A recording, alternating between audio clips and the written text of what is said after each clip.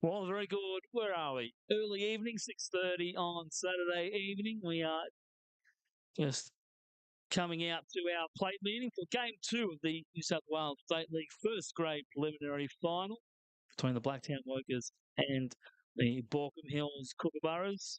First versus fourth.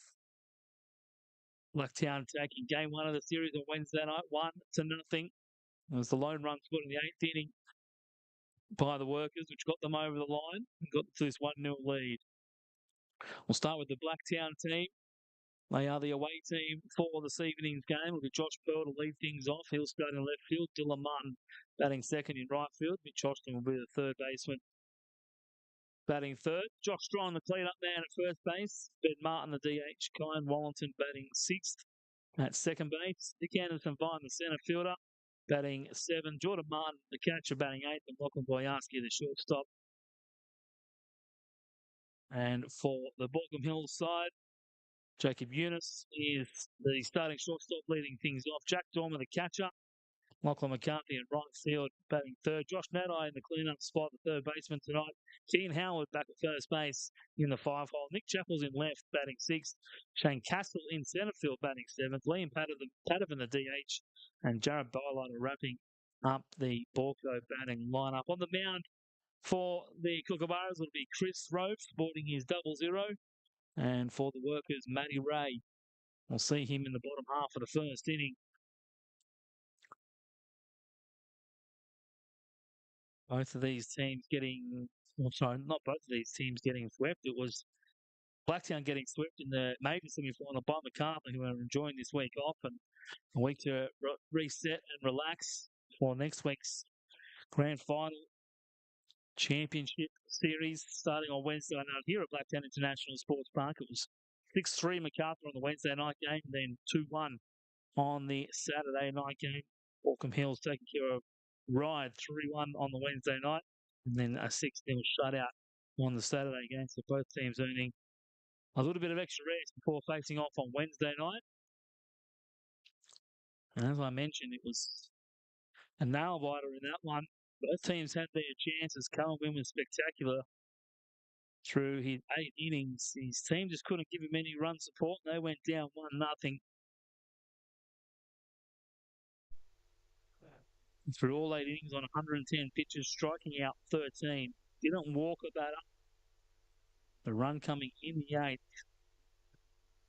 Courtesy of a Dylan Martin single, which scored Jordan Martin after Jordan Martin led off to start the inning.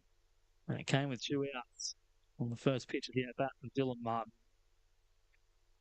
And Chris Rope will be charged with shutting down his Blacktown offense as much as he can. We'll see plenty of fresh arms coming out of that Baulkham Hills bullpen. They are the only side left from the Baulkham Hills club in the playoffs. Second grade missing out by half a win. Third grade not quite getting there, and they're under 18s. Eliminated by Manly last week in the elimination semi-final for Blacktown. They've got their third grade and second grade in action tomorrow, so it'll be interesting to see what arms Benny Maguire has at his expense this evening. He required, I think it was, 4 Guy had the start. Short leash on Guy on Wednesday night, just 3 through 78 pitches, so never the pitch count, just hurting his outing then. He did strike out 5, but he walked 6, giving up 2 hits. Didn't give up a run, obviously. And the Cougar came out of the pen by 3 2/3 scoreless, just the 2 hits, struck out 5 on 57 pitches. And Tom Stancic came out. He ended up being the pitcher of record, coming in and taking the win before Dylan Clark closed it out, striking out a pair on just 13 pitches. So we're all set here for this second game of the 3-game series. If Blacktown win it, we'll have the night off tomorrow. We'll just have 2 games here at Blacktown International Sports Park. We just wait for the gate to be closed out in right field by the pseudo-groundsman, Lachlan McCarthy out there. Josh Pearl's in the batter's box. And we're ready to go. Chris Rofe about to fire in his first pitch of the night. First pitch at 6:31 p.m. Umpires this afternoon, Trent Thomas calling balls and strikes behind home plate. Dave Brown First base umpire and Jason Spurway in the hot corner at third.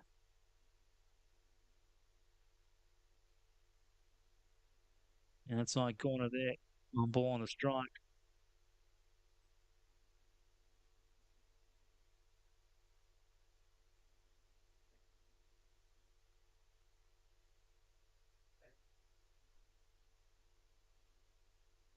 Blacktown finished the season 21 wins and just the one loss and one draw, or 20 wins rather, sorry.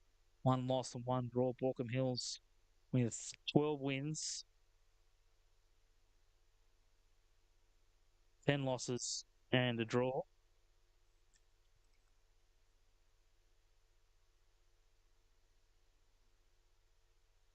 That one's fouled off right at Dylan Martin in the on-deck circle. He's going to maybe rethink where he's going to be standing with the lefty Pearl up at bat.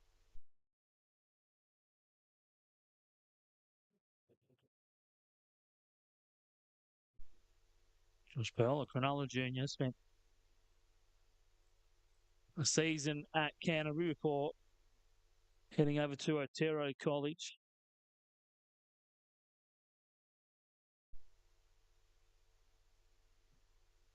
A couple of years over in the collegiate system before coming back and linking up with Blacktown workers here. He strikes out to start the game.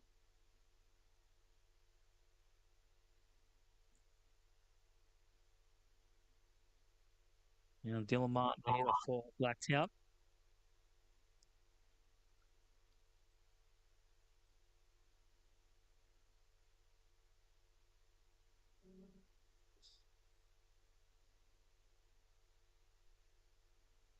Sounds that one off. Ball on a strike.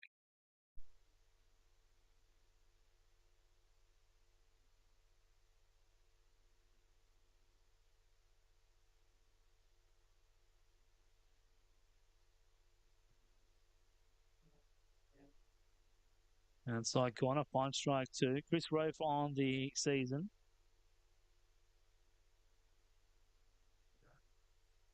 Played 4 starts.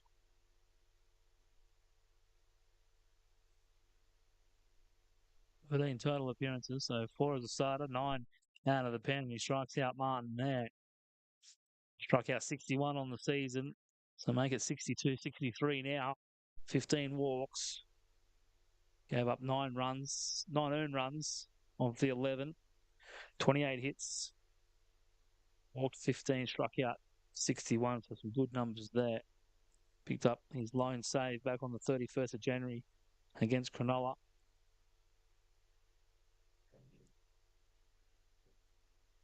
Credited with a 1 win and 4 loss record. 2.15 ERA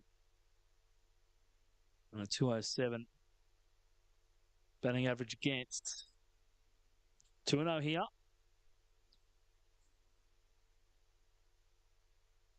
To Mitch Austin.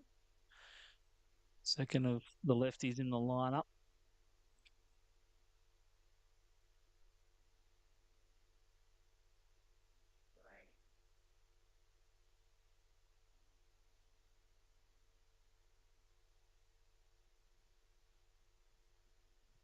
Pitching for a ball. It's 3-0 here with 2 out.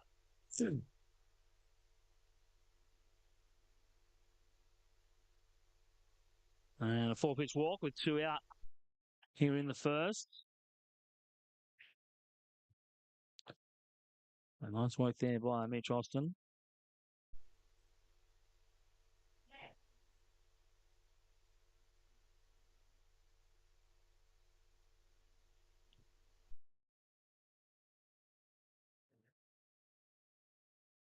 Clean up hitter now, Josh Strong.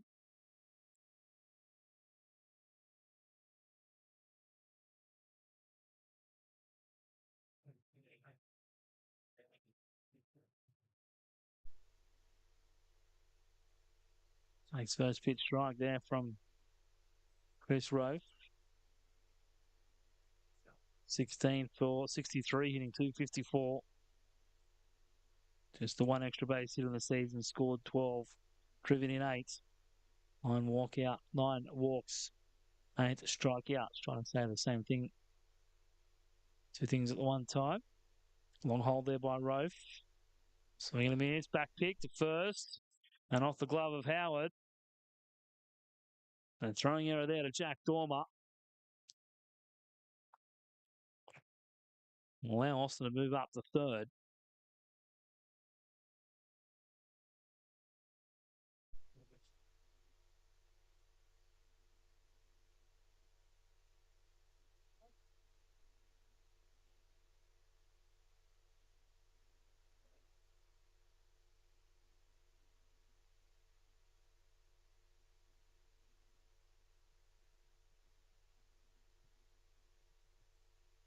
Wrong. Jumps on that one, but he gets that high and foul onto the top of the roof in the beer garden. Can remain 1 ball and 2 strikes.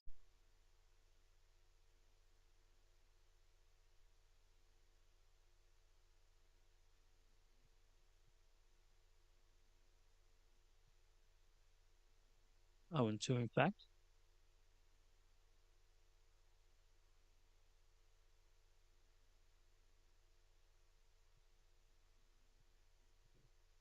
Strike 3 at the knees for Josh Strong. It was too good of a pitch to not offer at. Josh Strong doesn't believe it was out, but Trent Thomas says it is, and that's all that matters. So the 2-out walk, stranded at second, and we'll head to the bottom of inning number 1. Baulkham Hills coming up the bat.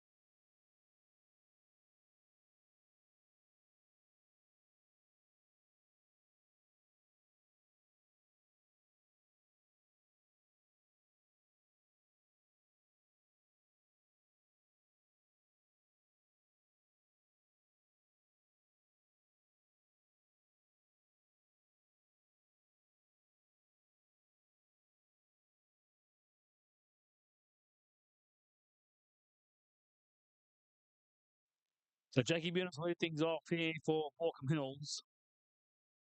Wasn't available Wednesday night, but back in the lineup tonight. Couple of changes to the Kookaburras lineup from the midweek game.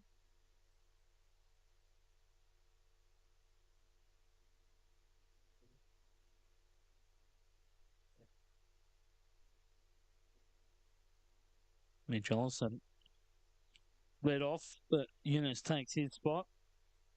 And Jared Bollider comes in for Hayden Chappell.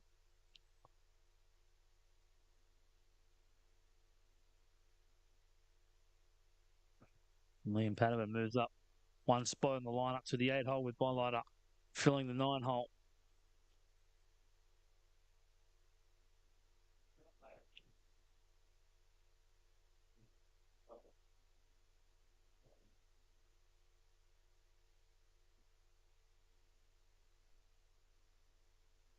Jacob Eunice, 337 on the season. He's 28 for 83. 5 doubles 2 triples, 2 bombs. 14 driven in, 18 scored. 13 to 10 walk to strike out ratio.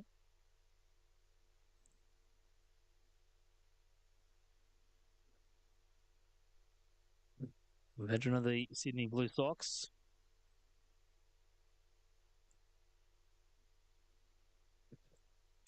That one's going to get down for a base hit into centre right field.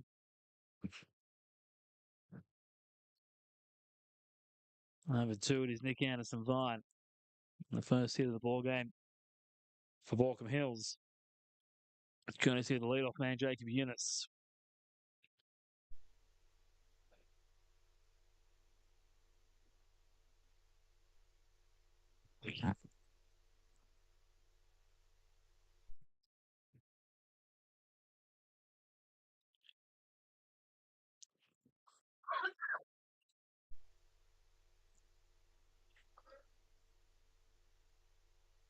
Jack Dormer.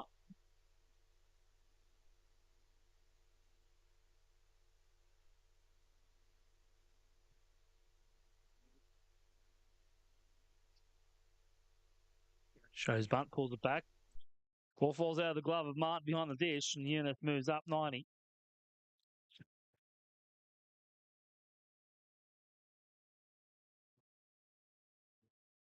Dormer's received a lot of high praise for the work he's done behind the dish for Baulkham Hills this year. And just asked for a check on the bunt attempt by Dormer, but Dave Brown said he pulled the bat back in time. Nothing offered. He's 19 for 80, hitting 237. All of his hits of the single variety. 4 driven in, 13 scored. Walks as much as he strikes out.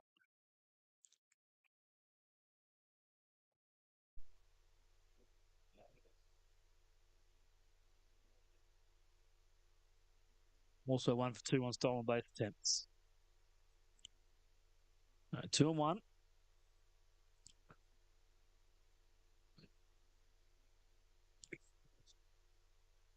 And Ray just spins back and has a look at his fellow Sydney Blue Sox teammates in Jacob Eunice at second.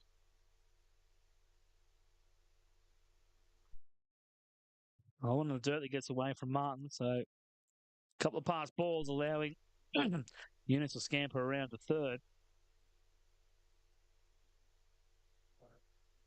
9th appearance on the season for Matt Ray.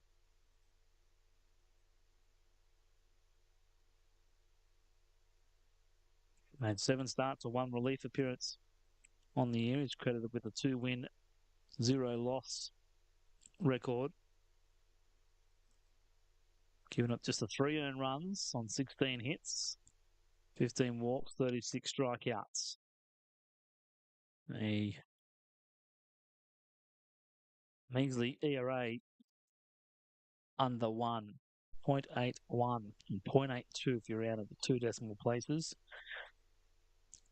And walks and hits per innings pitched, also under 1, but on the higher side at 9.4.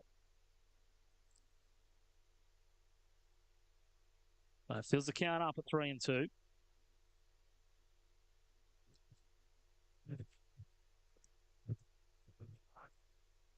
Just 2 wild pitches on the season and a batting average of 145. Chopper off the plate and foul.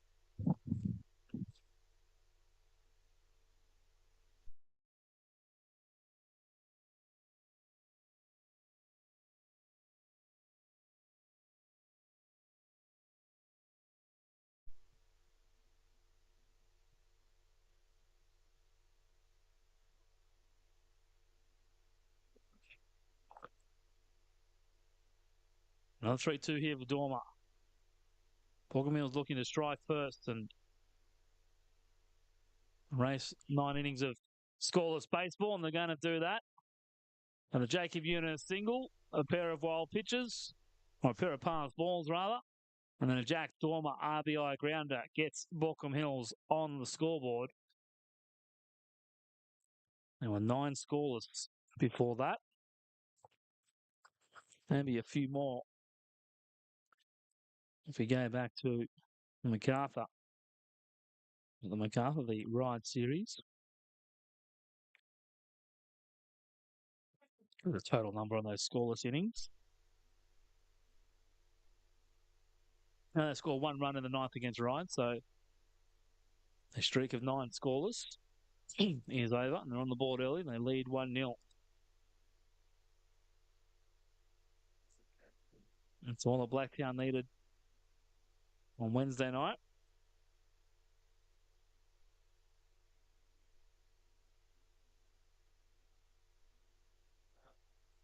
Lachlan McCarthy swings and misses with that pitch from Matt Ray, a ball and 2 strikes now the count.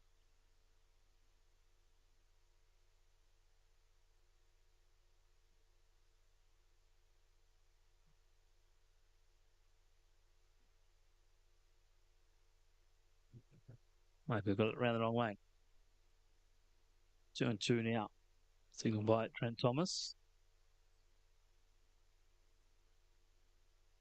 For the first time, won't be the last time. McCarthy goes down and gets that one. I can only foul it off onto Olympic Boulevard here at Blacktown International Sports Park.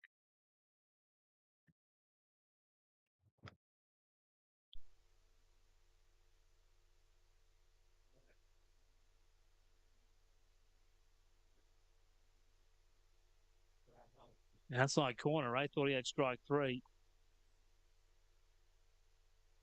Thomas didn't give it.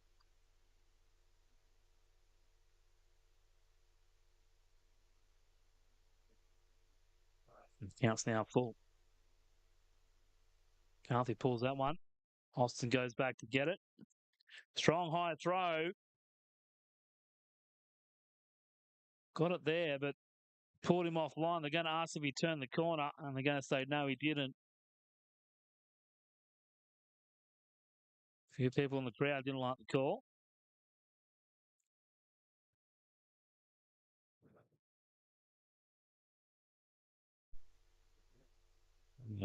Probably an error charged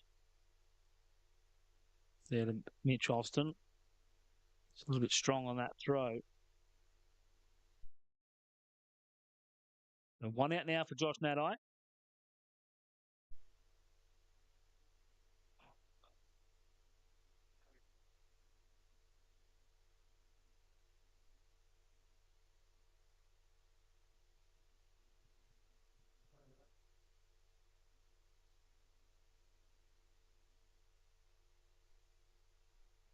Makes that pitch on the outside. 2 balls and no strikes. All right, just trying to figure out the zone here in the first.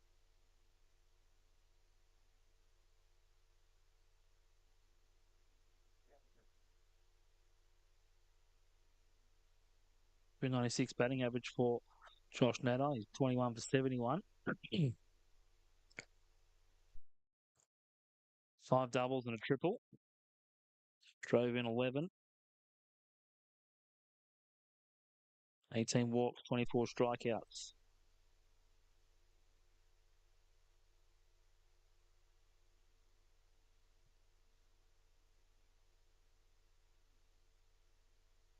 On 1 here to Nadai. What's his brother doing very well over at Stanford at the moment? He was. He's doing well over there in the first couple of weeks of the college season. Travis Vazana also. Outside corner gets the call.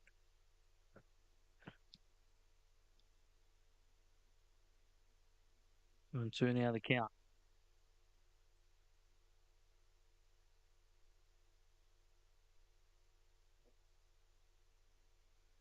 If Manny Ray can find another out or 2 here in this inning. Breaking pitch freezes Nadai. And Matt Ray finds one of those outs. Retires Nadai with the strikeout.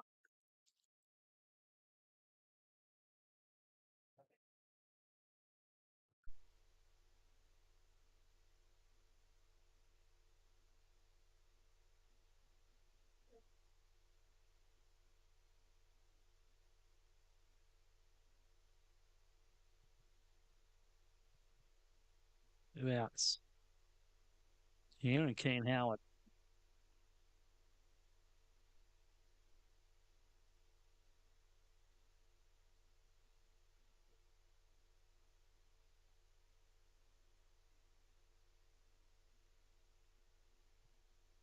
Fouls it off. Yep. Nearby by Martin. Howard, 22 for 77, 286 average, 4 extra base hits, 16 driven in, 11 walks, 21 strikeouts.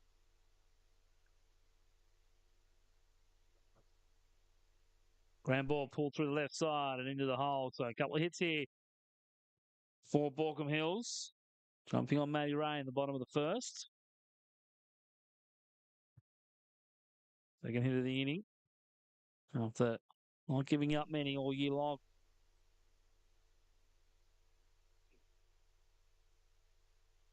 So they keep the inning going for Nick Chappell.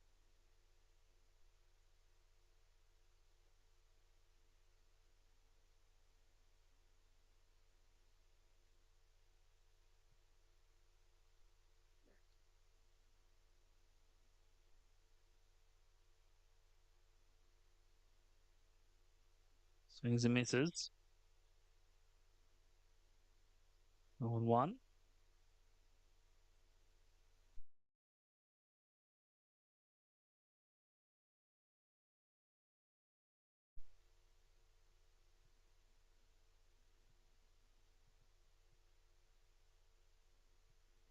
Chappell goes back up the middle.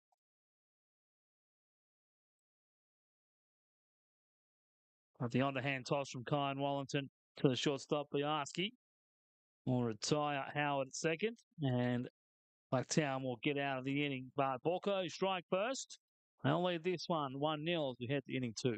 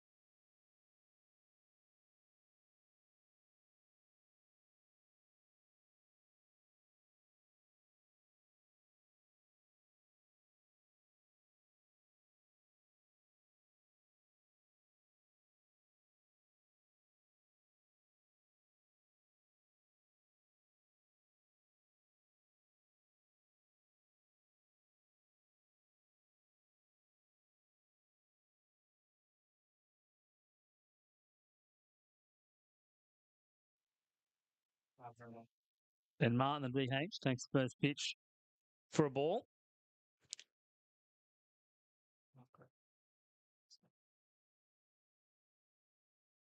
How's that one off?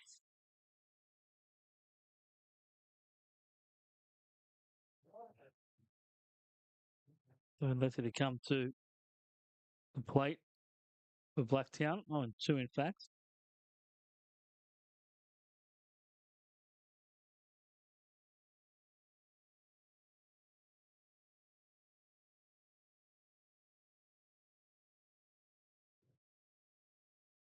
Rips that one, but it's going to go foul.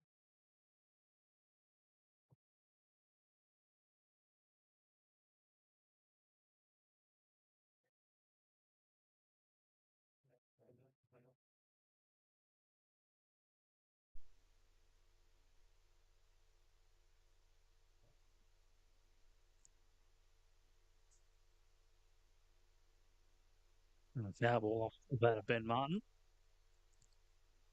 And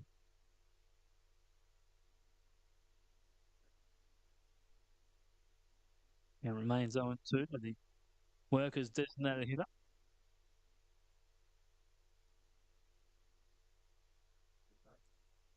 That's just missing high in the zone.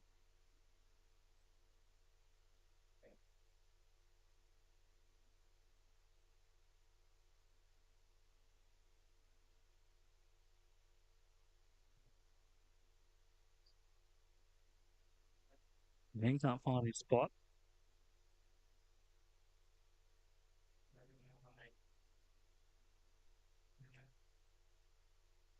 Martin hitting 282 on the season, 20 hits from his 71 at bats. 6 doubles, 11 driven in. Another foul off there on the big lefty DH.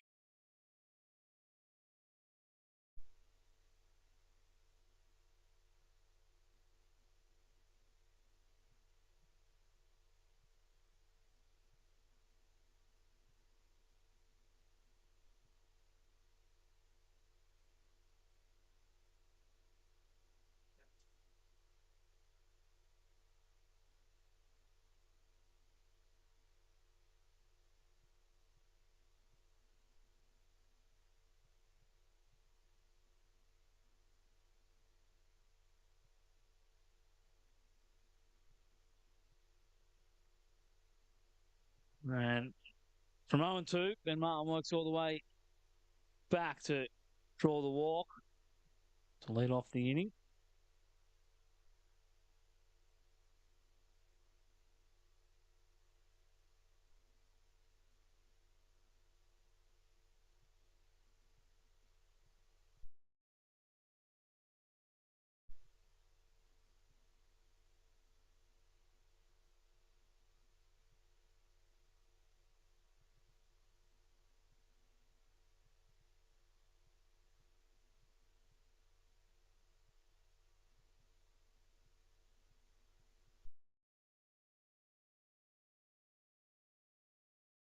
Ryan Wallington now, the second baseman.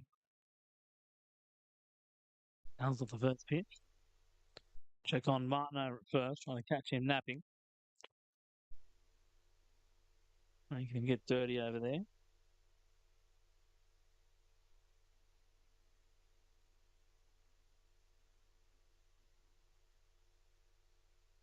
Wallington, the 291 hitter.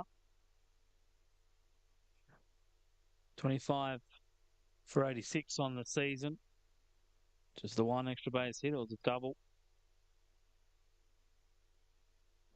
Back on October 11, all the way back in round 2 against Baulkham Hills. So just been slapping singles the rest of the season.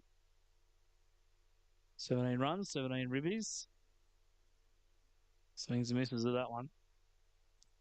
10 strikeouts, 18 walks. So good discipline generally at the plate.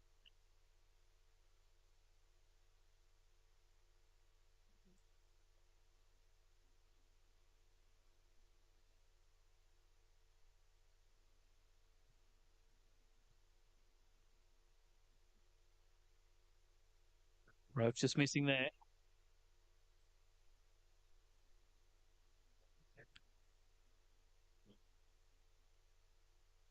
Into the count.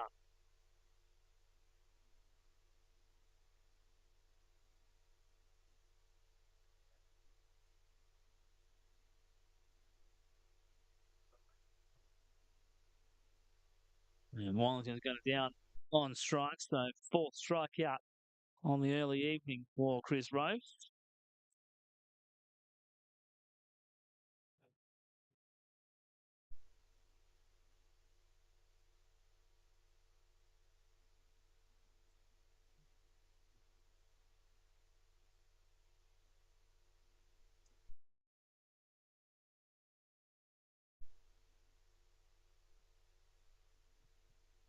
Another lefty up for Blacktown with Nick Anderson-Vine. Couple of years overseas. Iowa Central and then CSU Bakersfield.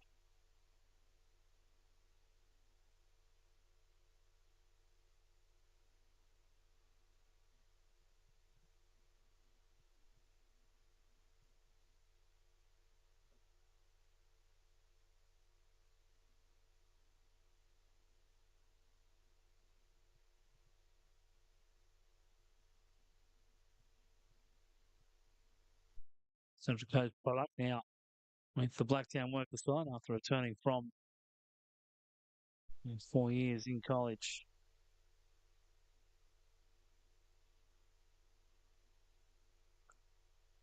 0-2 here at Anderson Vibe.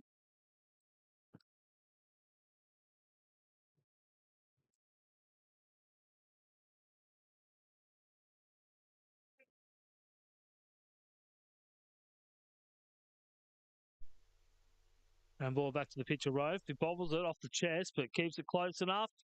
Underhand toss is too low, and Howard has to go back to the fence to clean it up. And Anderson Vine will move up to second. Ben Martin hustling all the way over to third.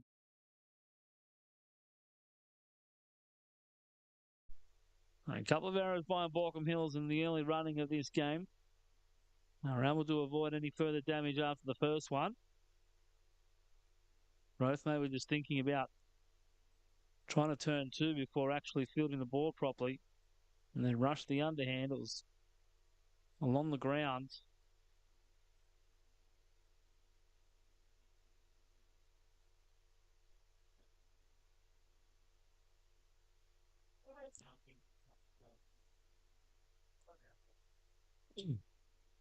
So Jordan Martin for Blacktown. Lifts it up high. Howard back. In for it is Chappell. The Castle, rather. And Ben Martin, who was a third. Wasn't really a sacrifice fly candidate. The ball wasn't as deep as what it needed to be for a sacrifice fly.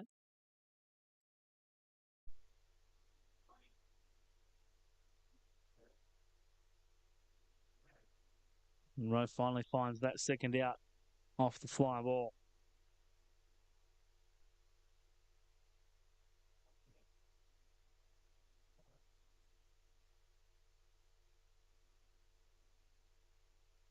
Lachlan Boyarski. And his misses at that first pitch.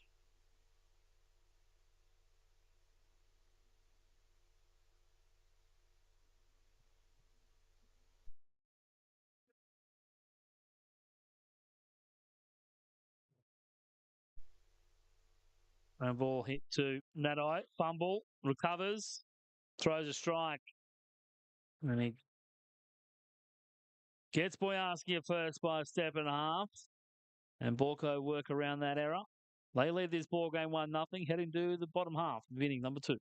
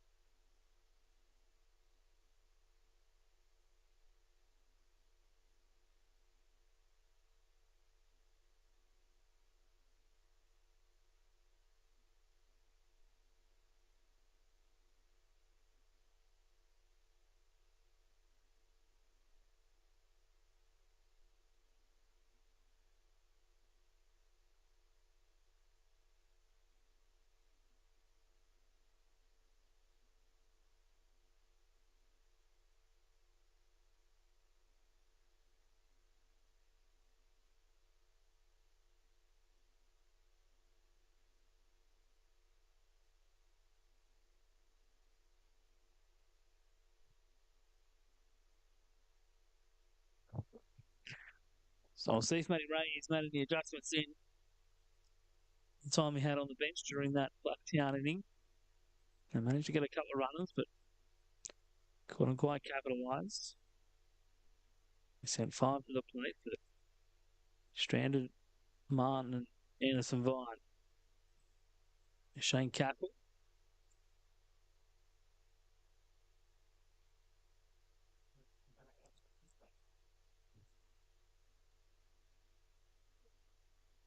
Ground ball hits the right side, over to it. Has Castle got the speed to beat Ray to the bag? No, he doesn't. Nice play there by Josh Strong going across to get the ball. Feeding it to his pitcher, who won the foot race.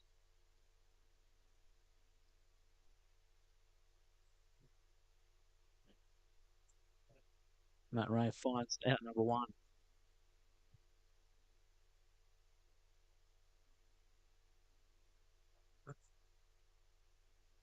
So Liam Patterson, DH. Next strike one from Matt Ray. 9-hole batter on Wednesday night. Pumped up a spot with Jared Baulkham coming back in.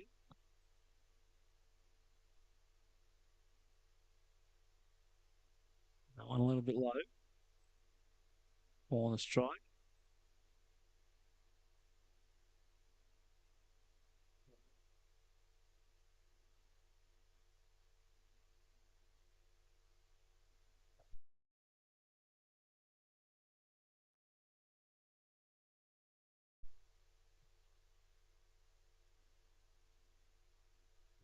One and two now to the Baulkham DH.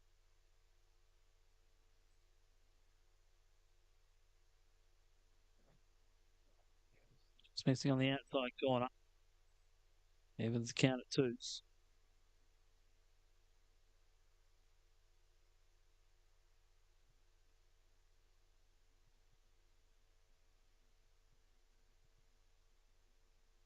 One in the dirt, nicely blocked by Martin.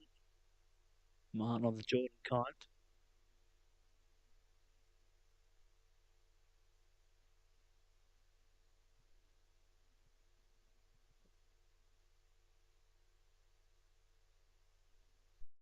Three two, slapped into right field. Straight at Dylan Martin. Makes the catch for out number two. Dylan Martin got the head tied up today. No flow out there in right field.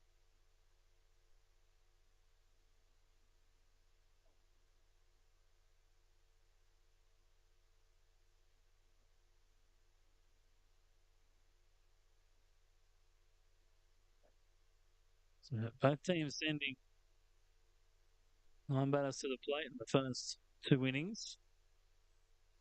Baulkham Hills are hoping they might be able to make it 10.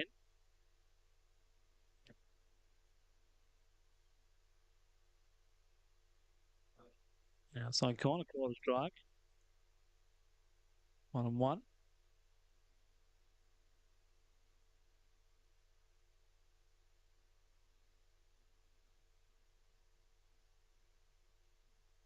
Fouls that one off for 1-2.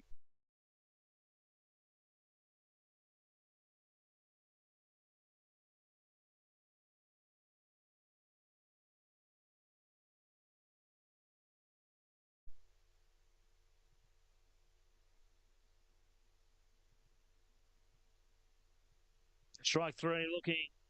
Bylighter down on strikes.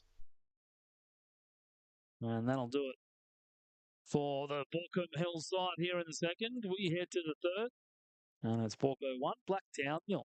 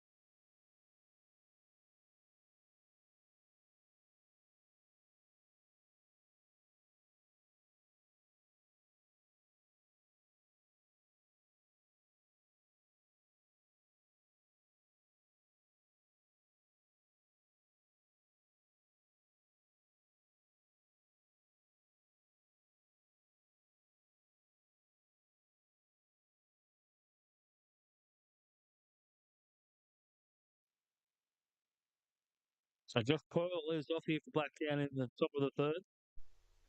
Strike out to start the game. We'll be hoping for a different result here. His team trailing 1-0 after our first two innings. And straight away punches that ball into centre field under the outstretched glove of Jacob Eunice at shortstop. And Blacktown had their first hit of the evening.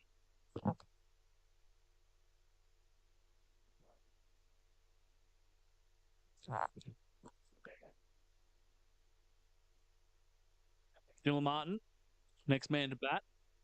Was a pair of strikeout for Chris Rope to start the game.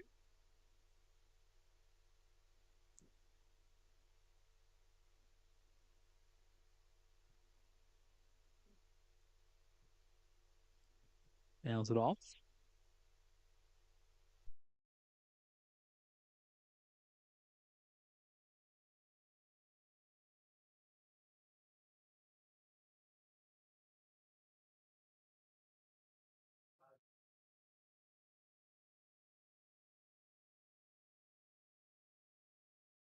On one, Dylan Martin.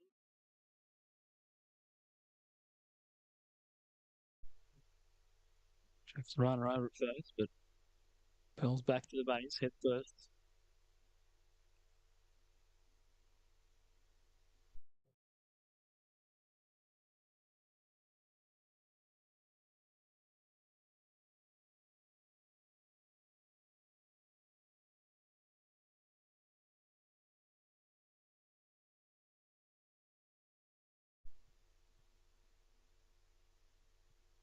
This one's lifted right side. McCarthy it is in right field.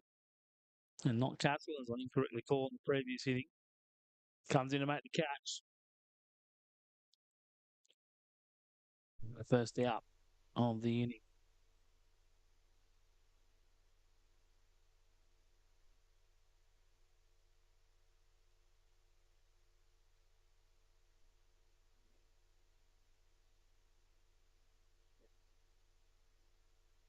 I think left right combination in full effect here.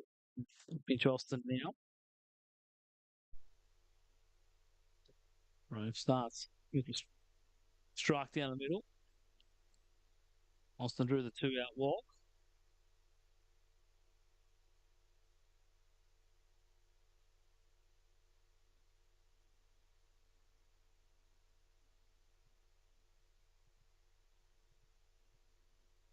Ricky Moore just came out of the hand a little bit funny by Rove there. Just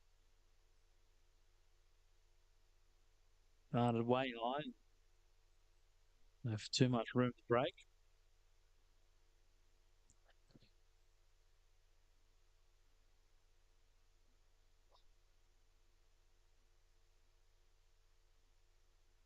Swing and a miss. And 2 now to Mitch Austin.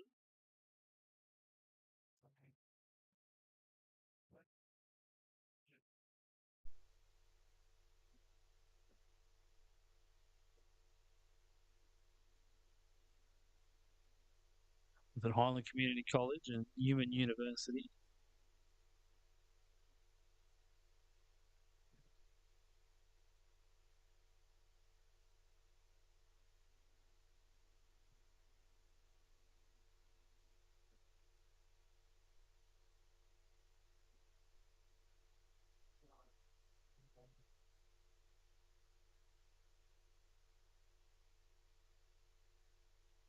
Side corner, Rove can't paint it. And the count's going to go to 3-2.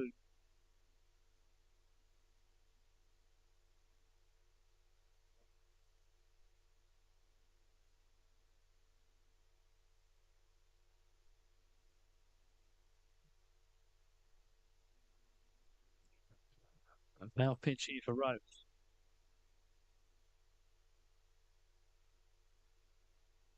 It's Austin hacking, but it's going to get out of play. When the ball goes up and everyone runs for cover, you're supposed to run for cover and not run into the direct fly path of the ball. Oh, young spectators almost wearing it.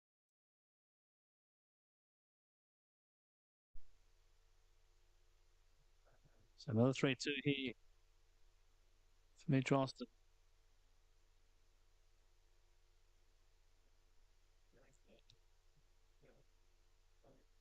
He draws his second walk of the game. He does. 2-out walk. Sorry, 1-out walk. There's 2 runners on once again for Blacktown. They had 2 runners on in the second. 2 runners on here.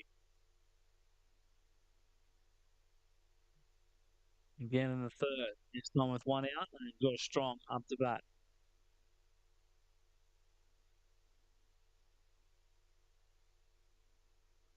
One little high and a strong ducking out of the way.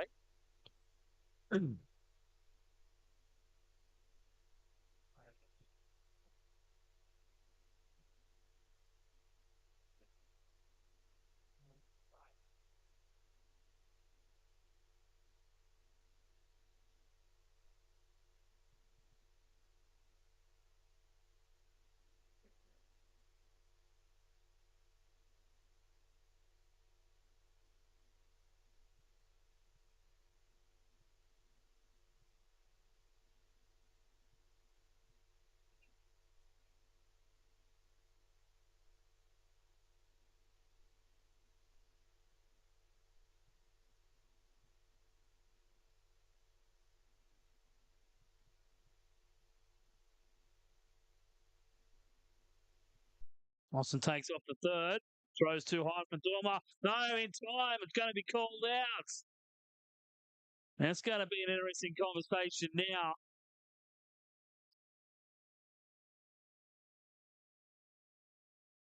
But then the guy's going to come out and ask the question with Jason Spurway. That was high from Dormer. I thought Austin would have got it in there, but the tag was applied very quickly by Josh Nadai at third. Now Benny Maguire's going to argue the case, but I don't think there's going to be any changing the mind of Jason Spurway. And just let him know that he's made what he believes is the wrong decision. And we'll move on. So nice chuck there by Jack Dormer. Against Austin at third.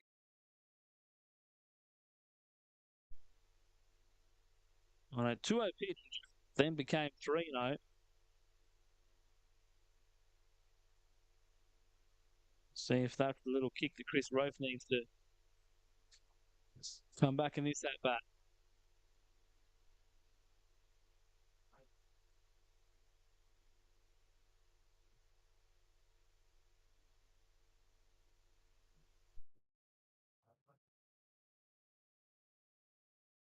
Eleventh runner that Jack Dorman has thrown out this season. That one's out of play.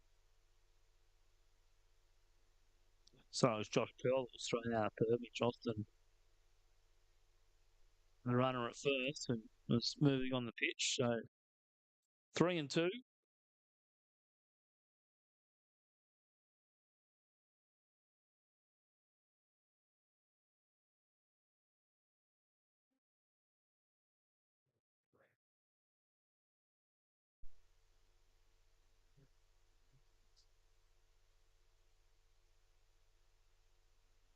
Strong just fouling that one off to extend his at bat.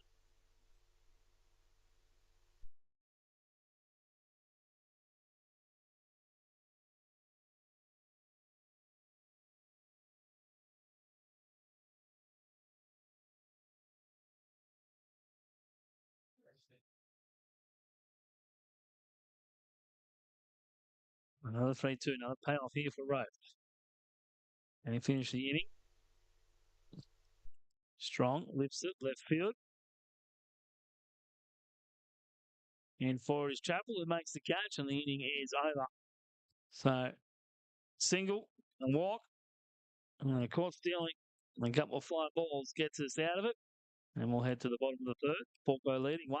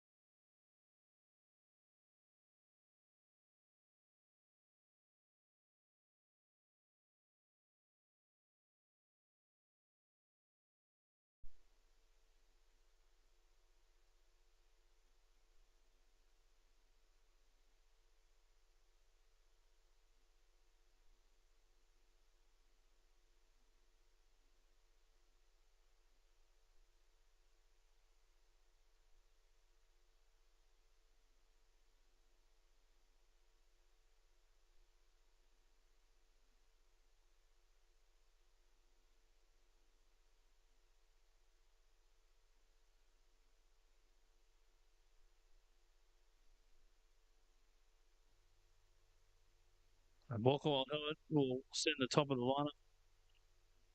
Out to bat here in the bottom of the third. Eunice, Dormer, then McCarthy.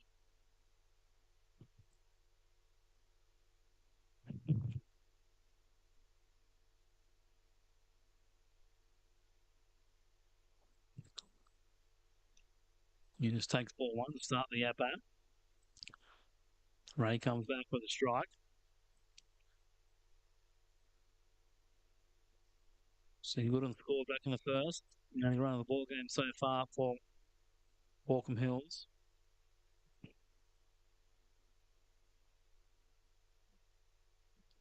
Breaking pitch finds the zone there. Locks Eunice up and tips his cap to the pitch and works out what he's going to do with the next one.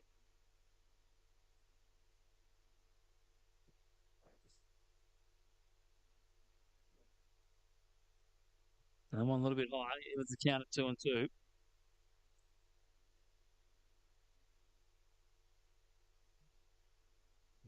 I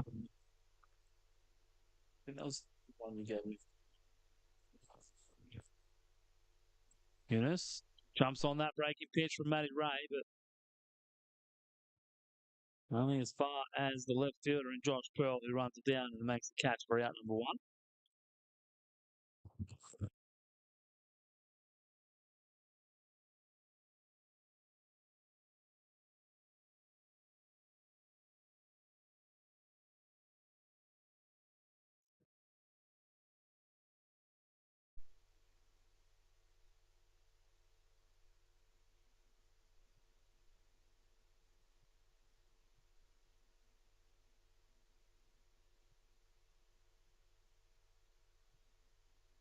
Jack Dorman out. He worked the at bat to drive in Eunice after he singled. Grounded out to the second baseman. This time he's going to ground out to the third baseman. Two cookouts for Blacktown. He's going to start the third.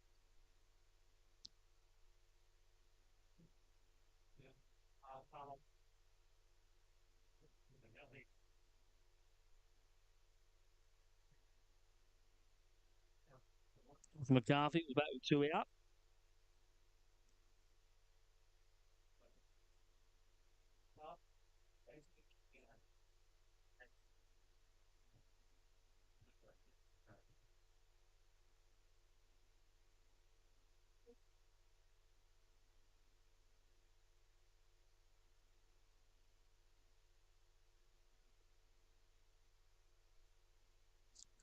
Onto the spot there. One ball and one strike.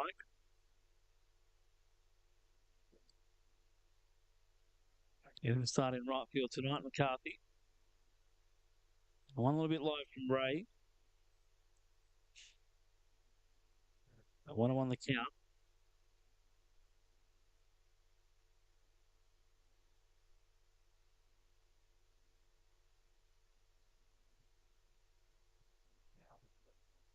That one bouncing off the front of the stadium roof.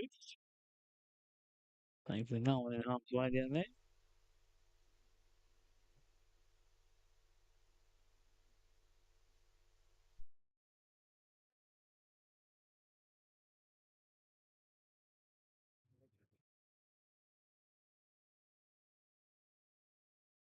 That one a little bit high. And it's went the count forward, two out, Lachlan McCarthy.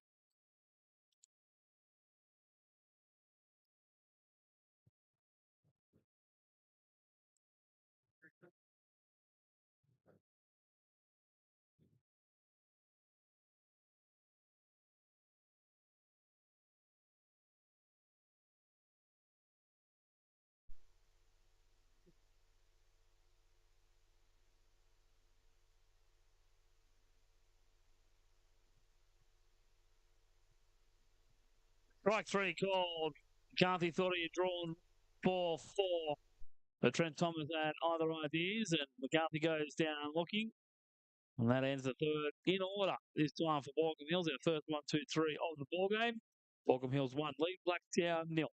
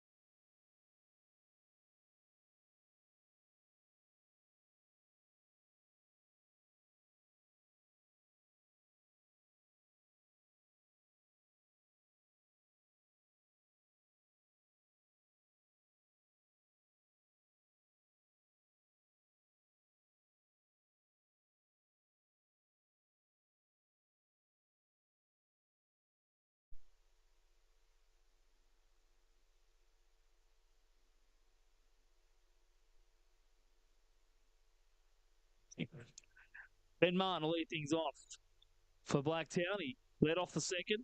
He walked. Was unfortunately left the ball. Let's see if he can do something for his workers' side here. They trail this second game of the preliminary final 3-game series. 1-0. Sorry, they lead the series 1-0. They trail the game 1-0.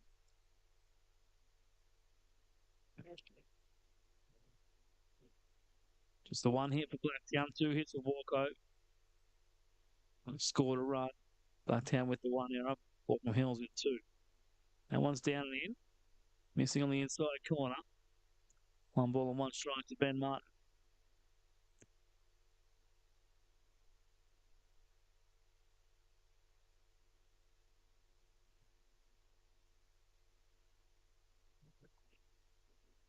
Blacktown with 4 left-handed hitters.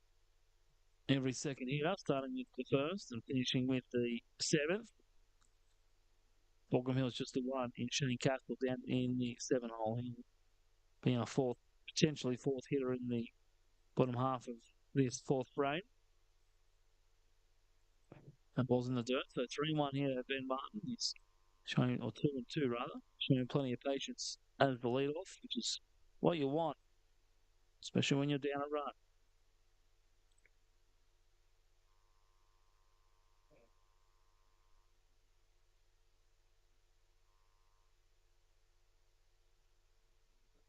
Outside corner. Rove can't find it. It feels the count at 3-2.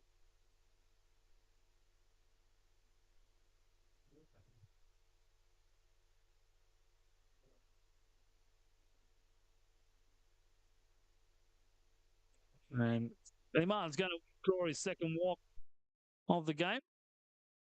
Second lead-off walk of the game. And Blacktown have a runner aboard. See what they can do with here. Guy Wallington, the next man up. He struck out in first at bat.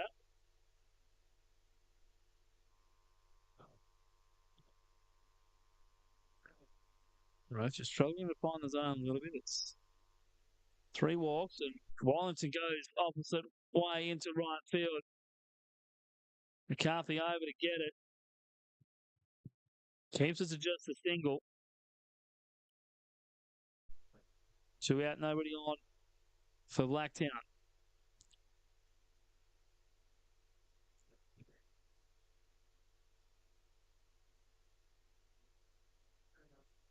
Nick Anderson Vine, he reached on the error by Chris Rove. He knocked it down, but then rushed his throw over to first base.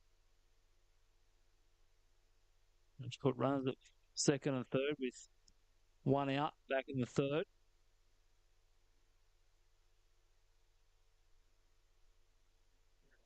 Shows bunt, pulls it back with the ball out of the zone. You only bunt strikes. Showed bunt. Didn't offer at it. 1 ball, no strikes here. Nick Anderson Vine. Check on the runner this time. After Anderson Vine brought the bat down.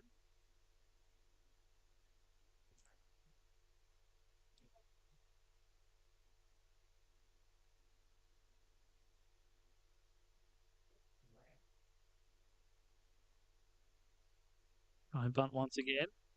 Takes it inside.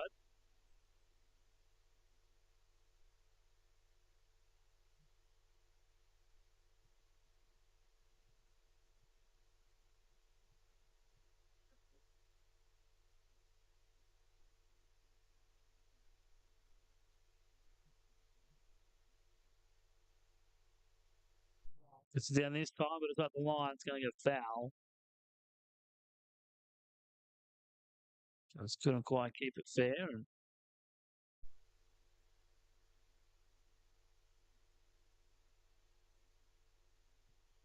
And count will move 2-1.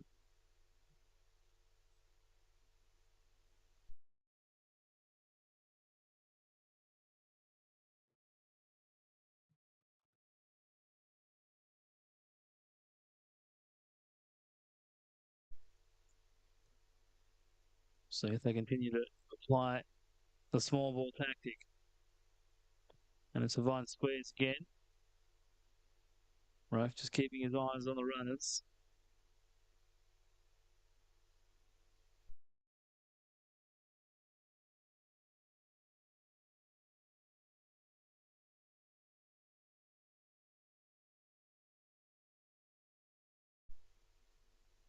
This time he gets it down. It's going to be fair. And a nice play there by Jack Dormer.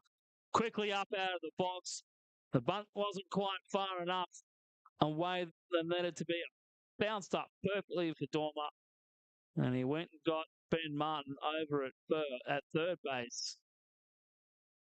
And all allow Anderson behind the reach on the fielder's choice. But unfortunately, he wasn't able to advance the runners any further. We're back where we started.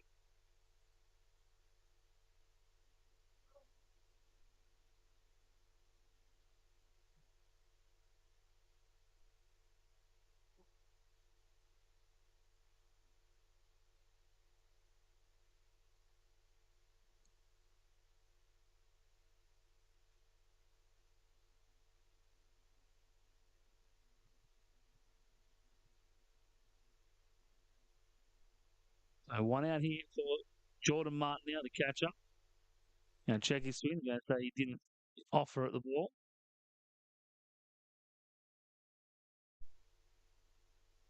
1-1 here to Jordan Martin. He flew out to right field. Back in the second inning.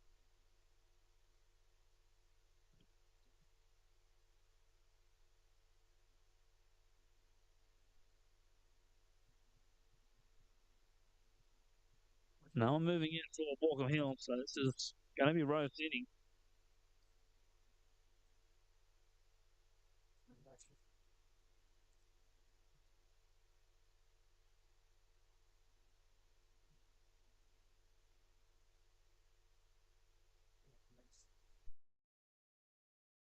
Nicely blocked there by Jack Dormer.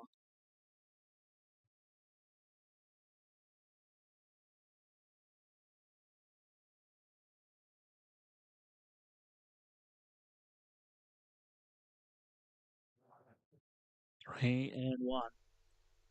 Here to Jordan Martin. Gets in the hack of that one, but he can only foul it off over the roof of the grandstand. Back into another full count situation.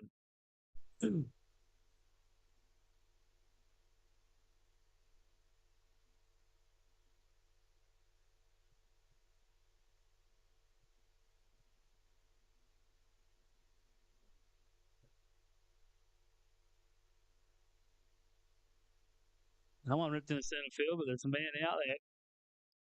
Shane Cass will make the catch. It won't be deep enough for Wellington to advance.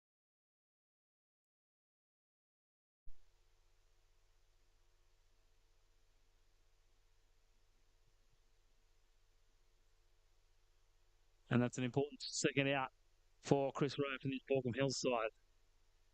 So a pair of fly outs for Jordan Martin on the day. So far, fly out to right and then a fly out to centre field. Malcolm Boyarsky. And he driving a run here for Blacktown. Making pitch a little bit wayward there by Rowe.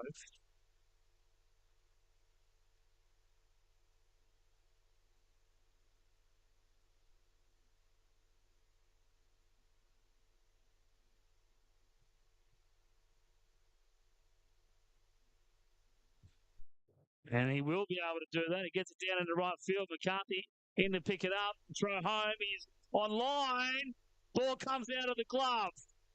And Jack Dormer will go back to the plate. It was a great throw by McCarthy in the end. But just couldn't hang on to the ball. It would have been an interesting call had Trent Thomas been made to ask one. And Lachlan Boyarsky will drive in Blacktown first run of the ball game and tie it up. He ends up at second base on the throw. Anderson Vine moving all the way over to third. And Blacktown are going to turn over the lineup. Back to Josh Pearl. Hoping they can find another couple of runs here in the fourth. Baulkham Hills have got to be careful.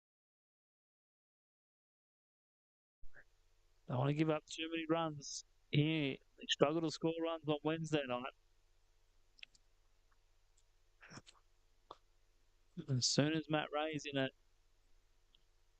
in a groove, it's hard to get out of it.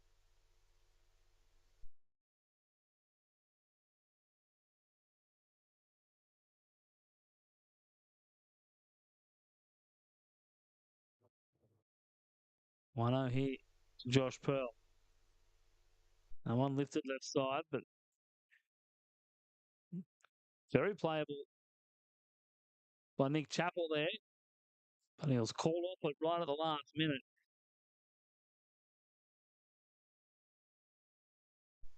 Might have had it played if he had it stayed with it. Bounced off the top of the fence.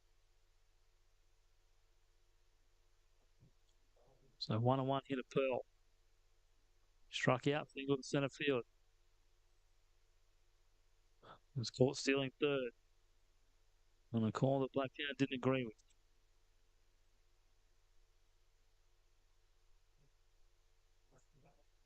Finds that one in. 1 ball and 2 strikes.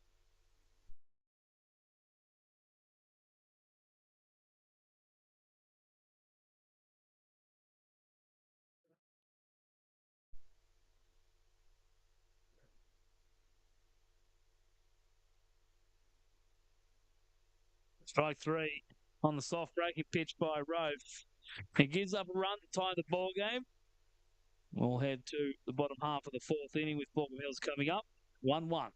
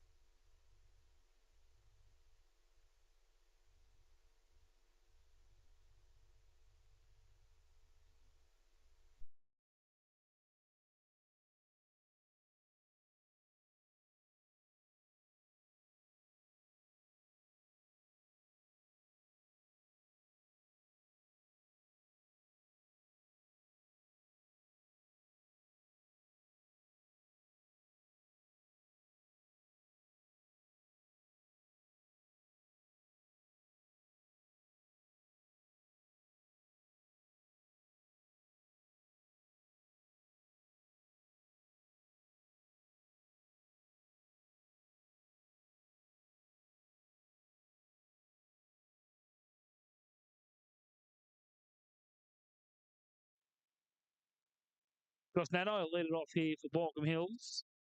His team trailing 1-0. What was saying? Trailing 1-0. It's 1-1 here in the bottom of the fourth. Blacktown just timed the ball game up in the top half of the inning.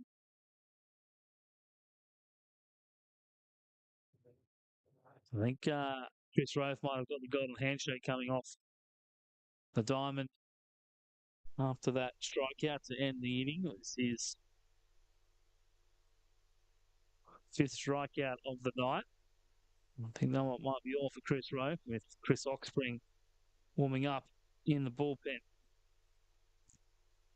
So you might see the old Fox Ox in the next.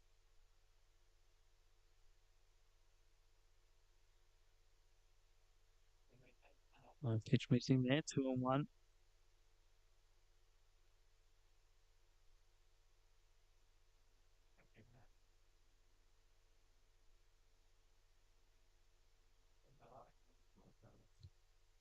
Three one now to Nat Eye. Struck out in his last at bat. Heading the counter here and at bat number 2.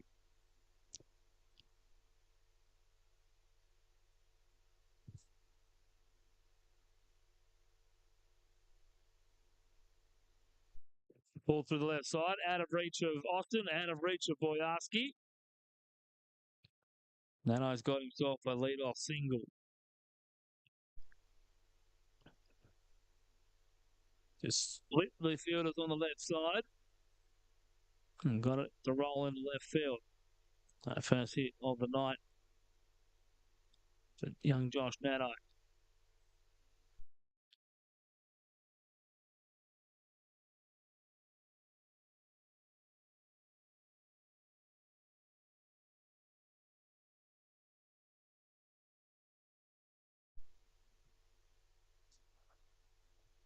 Ian Howard swings and misses that first pitch.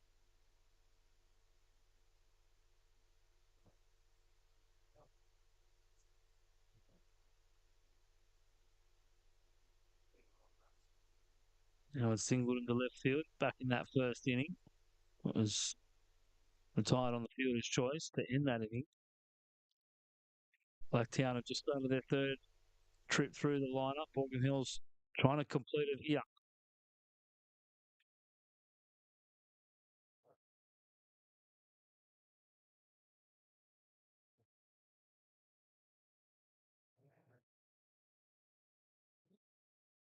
I'll check on that eye over at first.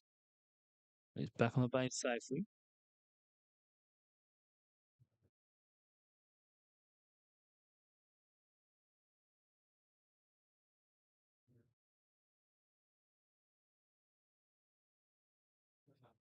Again, just slowing down here.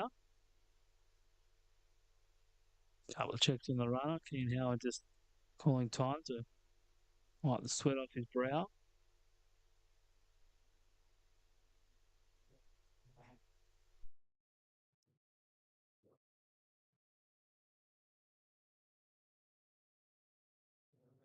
I'll check on that eye. So Blacktown expecting that eye to try and move up to second base.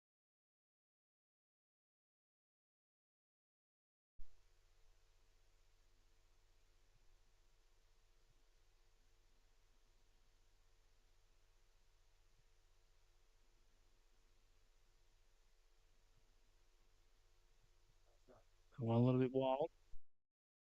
Nicely handled by Martin.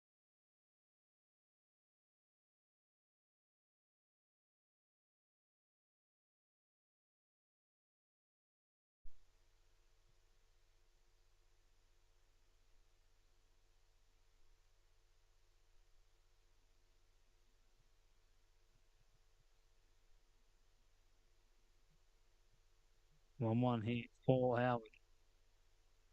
Outside corner.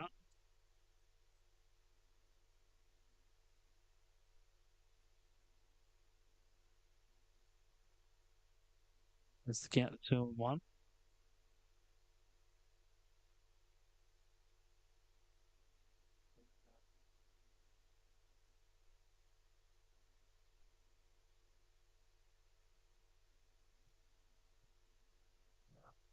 Off of that one, lifts it high, but it's make it out of play.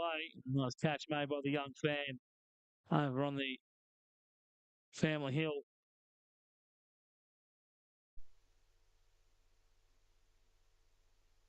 Those catch I think we've seen in the crowd today. Lots of balls landing on chairs and slamming into concrete below us. Ken Howard, 2-2.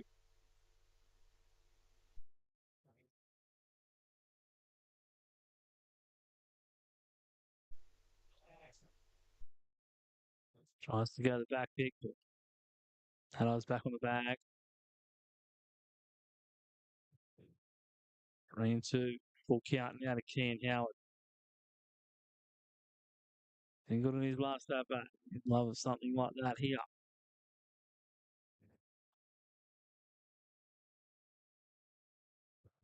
Puts a rip on it, but nicely caught out at centre field. And then a great throw by Nick Anderson-Vine, which would have had Josh Nano hosed back at first, but the ball Just didn't stick in the glove of George Strong. And then it got away, which allowed Nanai to then go to second.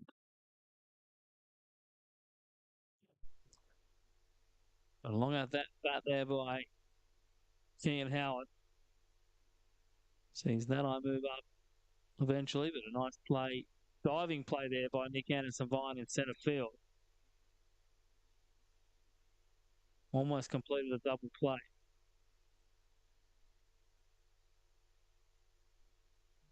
Nick Chappell swings and misses.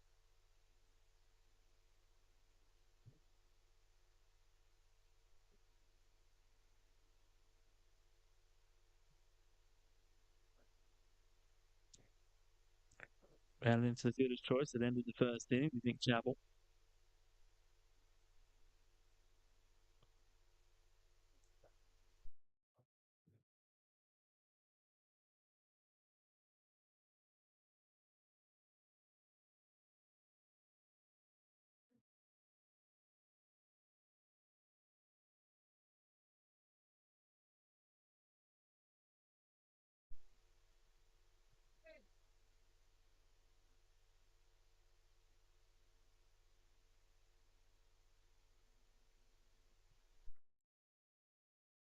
The swing and miss there by Chappell. He's behind 0-2 now, or 1-2 rather.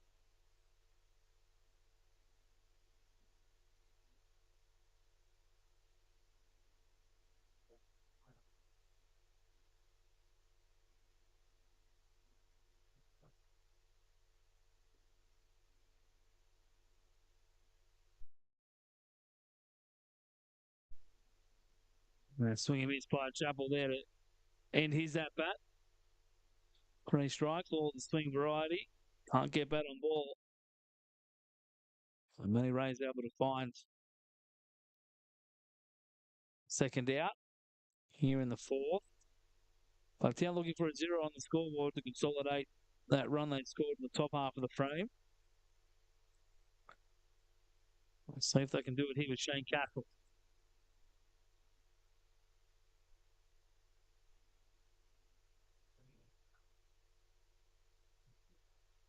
The pitch a little bit higher for ball one.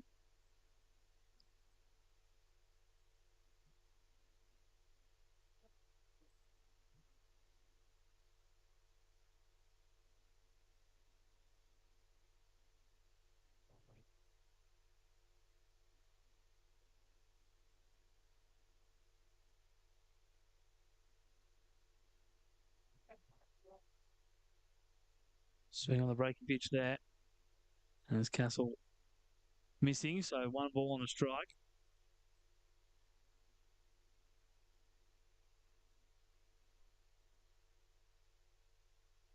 The Red looking to get out of this inning.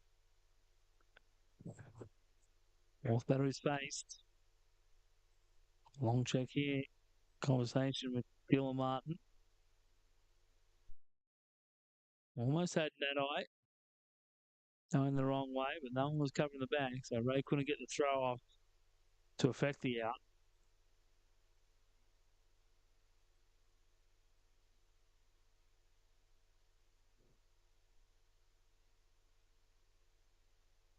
Well, and that'll hit Castle. That's going to sting.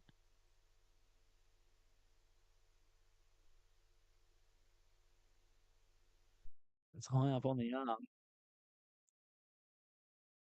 So making a slow walk up the first.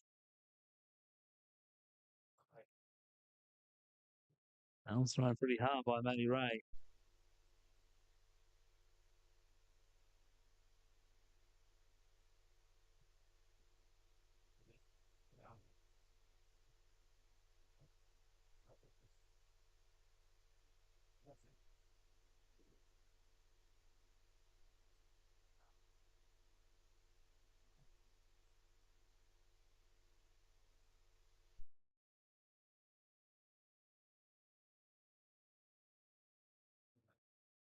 First pitch to Liam Patterson down in the dirt for ball one.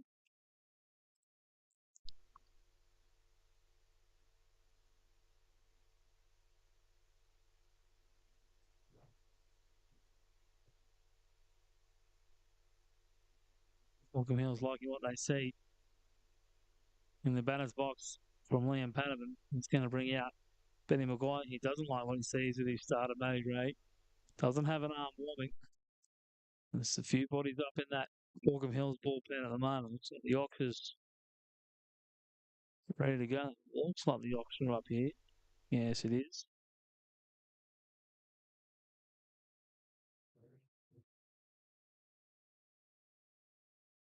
This game just slowing down a little bit here in the fourth. We're just over an hour and a half in. Of course, we're playing nine, no time limit. Playing the rules of baseball in the finals.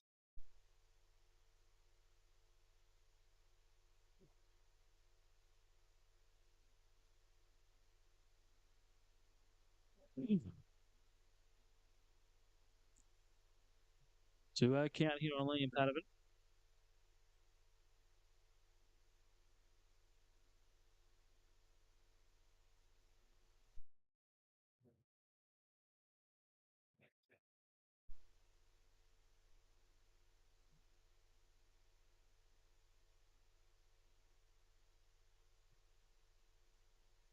Murray comes back with the strike. It's not a bad tactic to swing at that first pitch after a coach's visit. No, it's going to be there or thereabouts in the zone. Obviously, it depends on what kind of pitch it's going to be, but can generally sit on something hard and flat. It's a 2-0 count, so it's always going to be needing to try and find something near the strike zone. You can just go out and ambush and put the ball in play.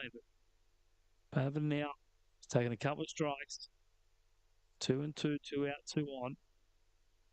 Takes that pitch, lays off, 3-2 now.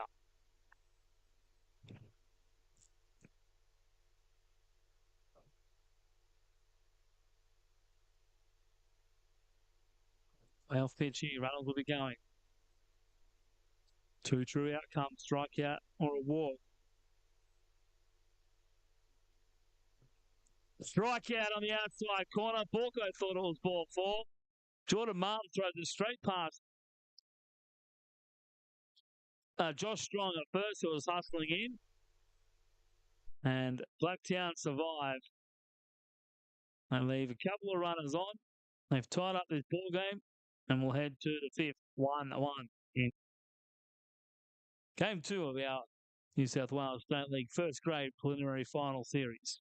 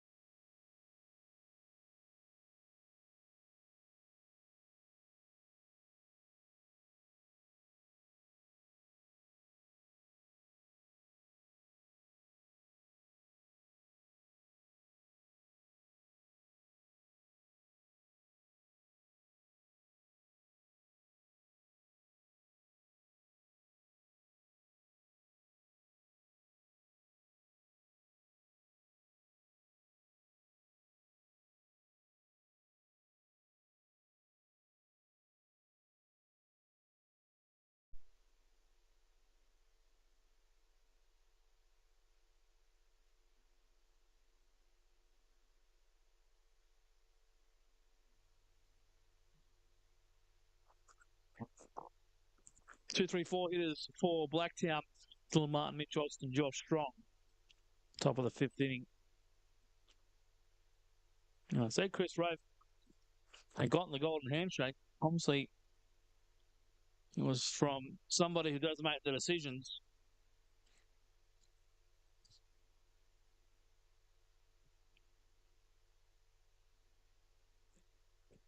Rove back out for inning number 5. That one into right field. And Bylighter couldn't get there. McCarthy Maybe should have called him off. He had the better angle on it coming in on the ball. And lead-off single here for Dylan Martin to start things in the fifth. Nice bit of hit in there. Just went inside out on it. We'll see how long Phil Hammond decides to stick with the starter Chris Roast here.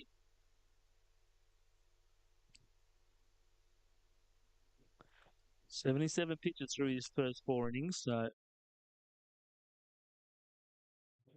it's probably not too bad. Maybe a touch high for what they would have liked out of their starter.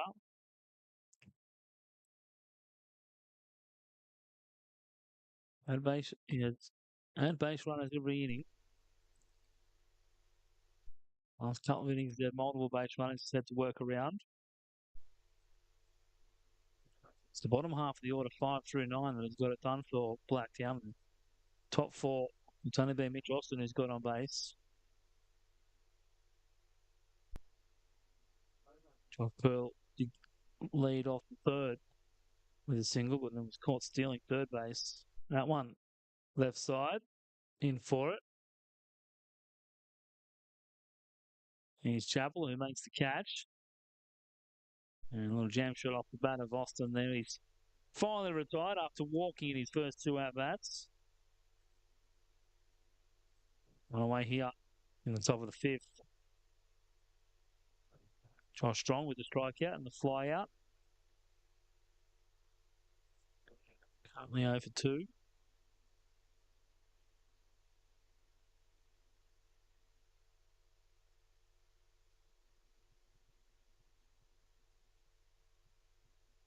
In the dirt for ball 1.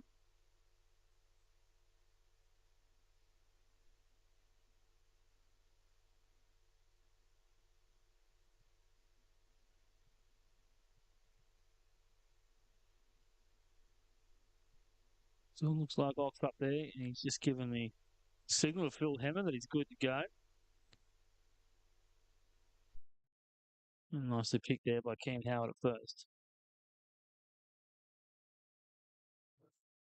There's Martin at the base. So low scoring series so far, just 1 run in Wednesday night's game. Baulkham Hills broke that drought after being shut out on Wednesday night, scoring the first run here. Martin takes off, and he's going to be thrown out. Jack Dormer with an absolute dime to catch Dylan Martin at second, right on the money. Tag applied by Bylighter. And they find a second out on the base paths.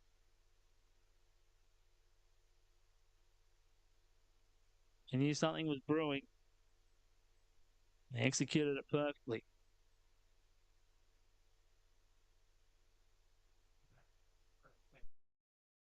Two and 1 now to Josh Strong after that foul ball.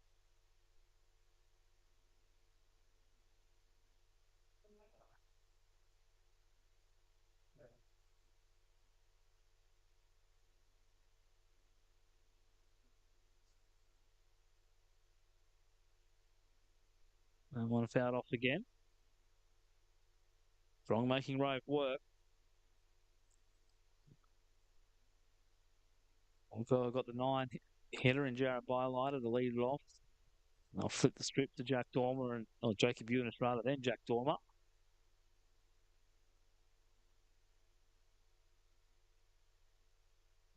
Strike 3, and Rofe gets the out. 6 strikeouts now, and he is through 5 innings, and maybe that will be all that we see from Chris Rofe. I won't say anything again after getting it wrong last time. He does get another handshake, but it wasn't from Phil Hemmer. He gets the fist bump from Phil Hemmer when he gets back in the dugout. So we'll see what happens when we come back in the top of the 6th. But for now, Baulkham are going to come up in the bottom of the 5th, with this game tied at 1.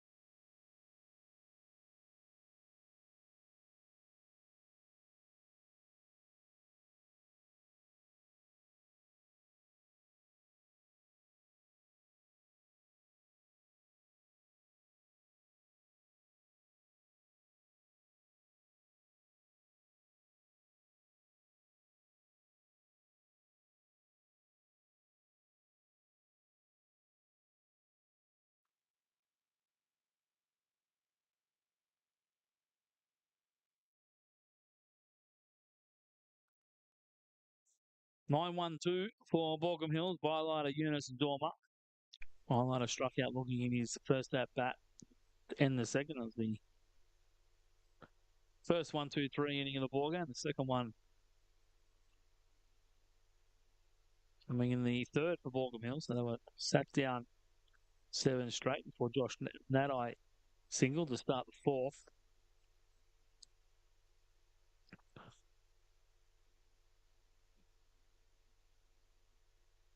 And then Baulkham Hills finally had a 1-2-3 of their own.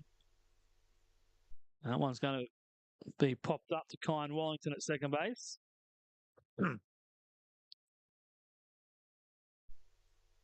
First out here in the fifth.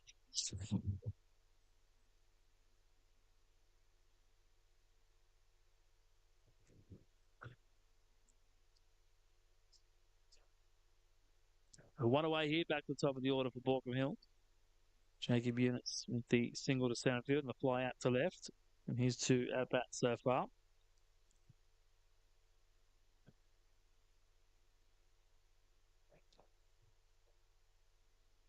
Ryan Bunt pulling it back.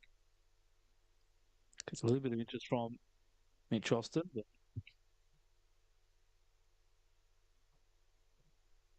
it's just maybe playing a little bit of mind games. I think Bunt hit a bomb, they say.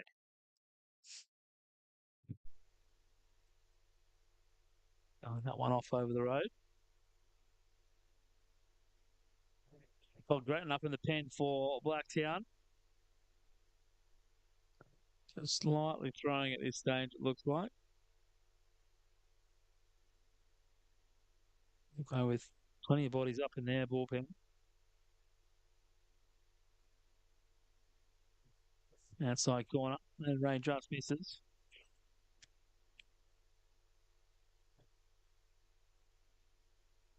Ray at 82 pitches now, here in the fourth inning.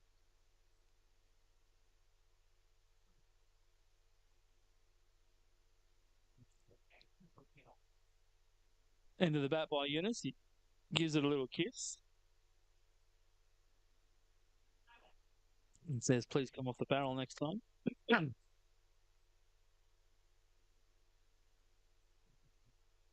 2-2 now to the Baulkham Hill shortstop.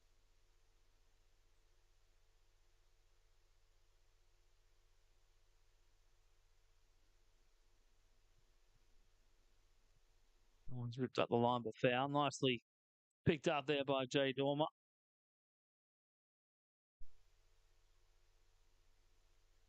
JD doing the third base coaching duties for Baulkham Hills.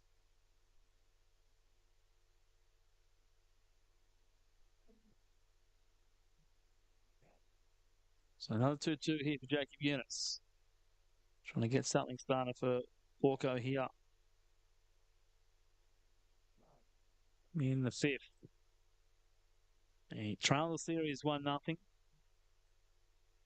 game's tied up at 1 apiece.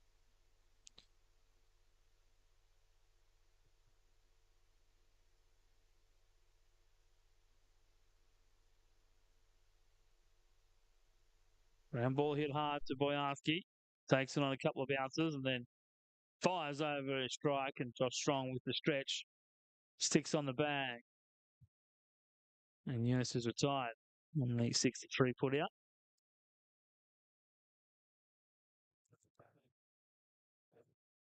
So Jack Dorman's had a pair of ground outs, second base, third base. The ground out to second base was of the RBI variety, driving in Eunice. After Eunice singled to start the bottom of the first. Moved around on a couple of wild pitches from Matty Ray. On a couple of pass balls. And Dormer hit one to Wellington at second. He was playing well back on the dirt and only had one play, and that was over to first base.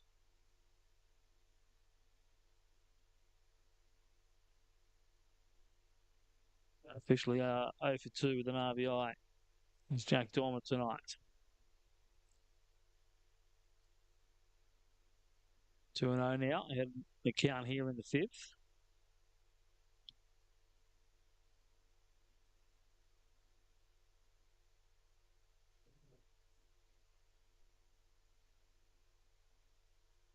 Eyes in the 2-0.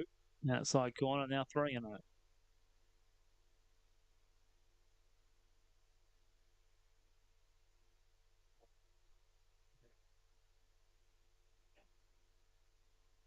Blacktown looking for a 1-2-3 shutdown inning here. But they won't get it with Jack Dormer walking. So 2-out walk. Baulkham Hills. Lachlan McCarthy will have the job of extending the inning.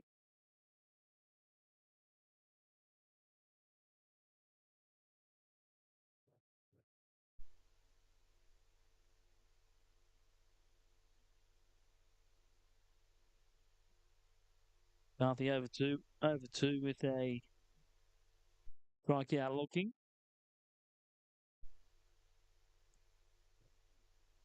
Struck out on 3 pitches in his last at bat. After he reached on the Mitch Austin error in the first.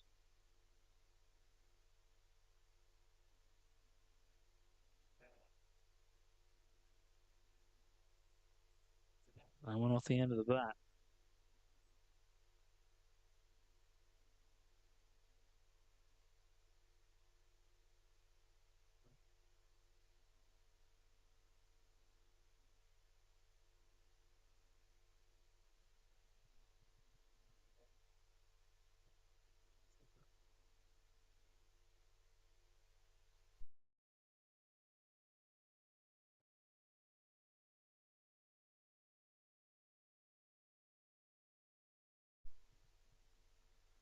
Nicely blocked there by Jordan Martin behind the dish. Keeping that ball close. 2-2 here at Lachlan McCarthy.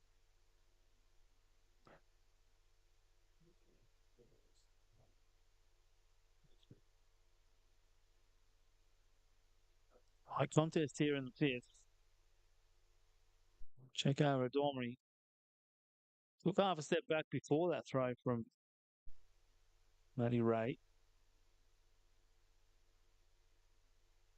Maybe just a bit of intuition telling him Matt Ray was thinking about it.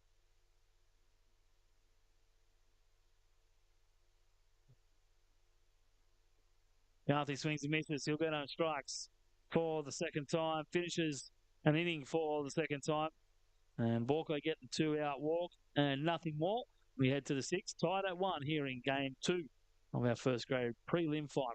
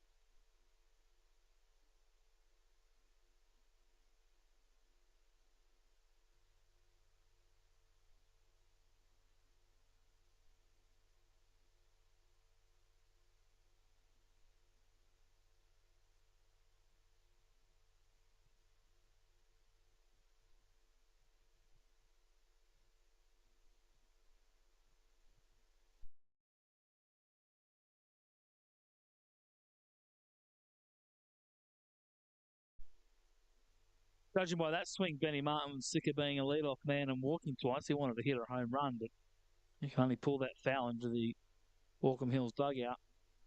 Chris Rofe still out on the mound. They've had the Ox ready for a little while now.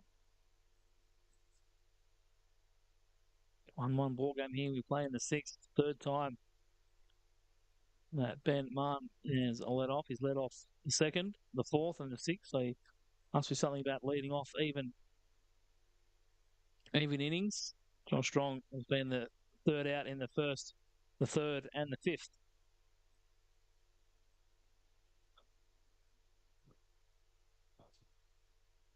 1-2 here for Ben Martin.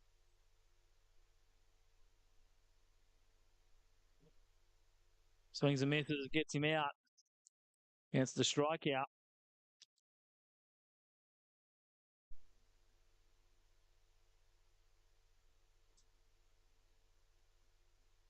Seventh one for Chris Rofe tonight. First time that Ben Martin's been retired. He was thrown out on the base paths on a bunt attempt by Nick Anderson-Vine.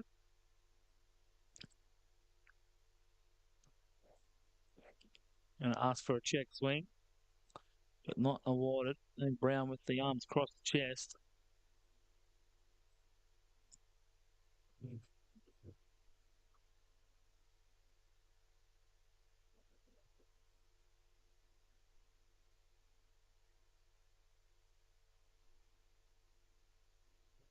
Rofe missing down and away. 1 ball and 1 strike.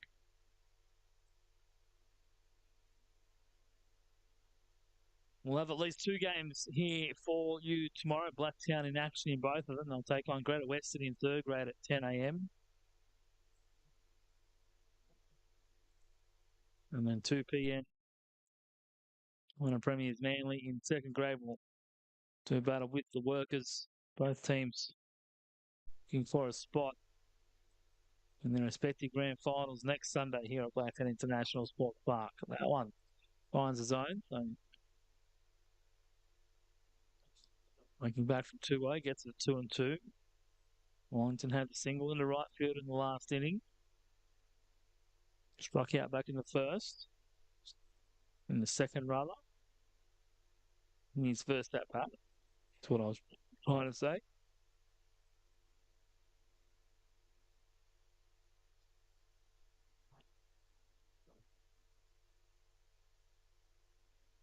He's worked the count full here, though, in the sixth. See what Chris Rofe does. Gets the swing. Wellington can't hold back on the high cheese. And he's down on strike to retire Wellington for the second out. Strikeout number 8 for Rofe on the night. Started off a little bit shaky, did Rofe, but he's retired 6 of the last 7. Faced a minimum over that time with the what's dealing with Dylan Martin in the 5th inning. That one up a little bit higher for ball 1.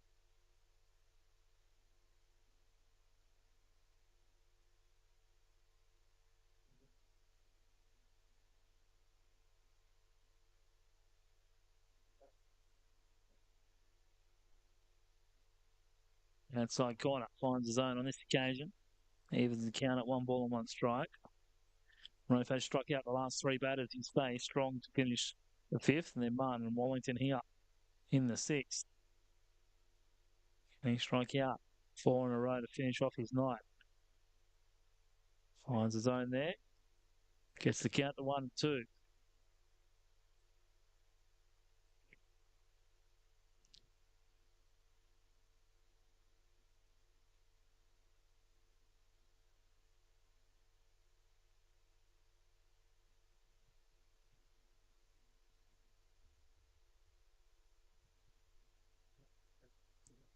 On the dirt, nicely blocked by Dormer.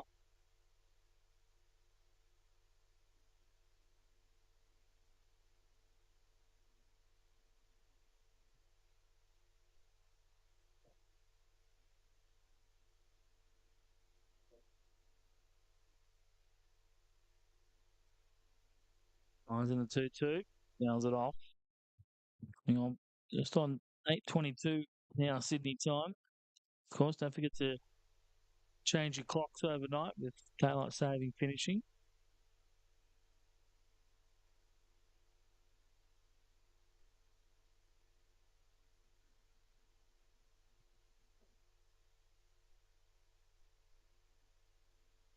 Sorry, I take that back. I'm a month early.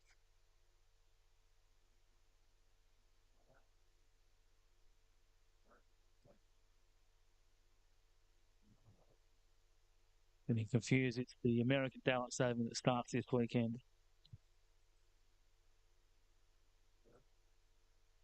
And that one's going to be up the middle for a base hit. Rove can't finish the inning or can't retire. Anderson Vine to finish the inning here. So hoping for a clean inning, but Anderson Vine wins the battle with a single in the centre field. I just spent a week over in the US. I do remember them talking about their clocks changing, and then saw something online today thinking it was for us, but it was for them. Oh, I'll remind you next month.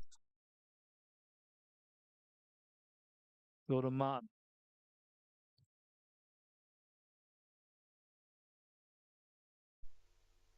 Couple of fly balls hit by him, one to right, one to centre.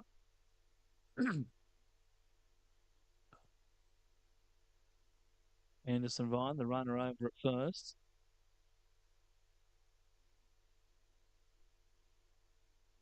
Hocker's back up throwing again.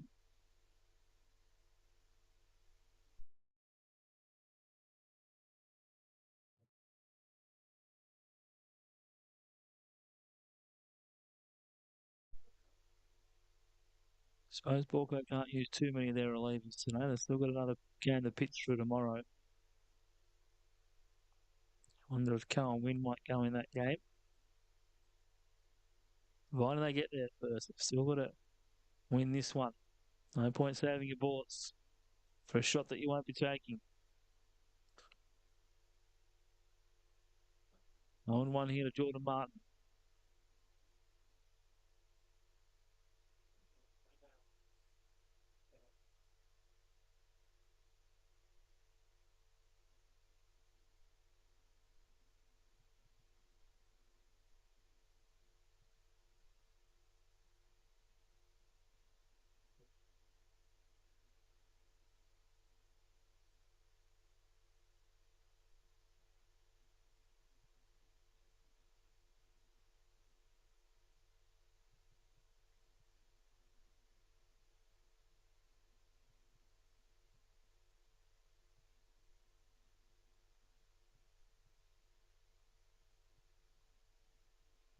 And Martin gets a hold of that one, goes straight back up the middle, over the top of the head of Jacob Eunice. Council comes in, does the fielding. It'll be a single to 8. And the signals are coming from the bullpen to say that the Ox is ready. And Phil Hemmer makes the change. He comes out, singles to the pen. He wants the veteran to come out and strand these pair of Blacktown runners on the bases. He comes out, takes the ball from Chris Rove, shakes his hand, says, well done. And Chris Oxspring will make his way from the Baulkham Hills bullpen. We'll take a break and we'll come back with Lachlan Boyarski up to bat for the Workers and the new pitcher, Chris Oxspring.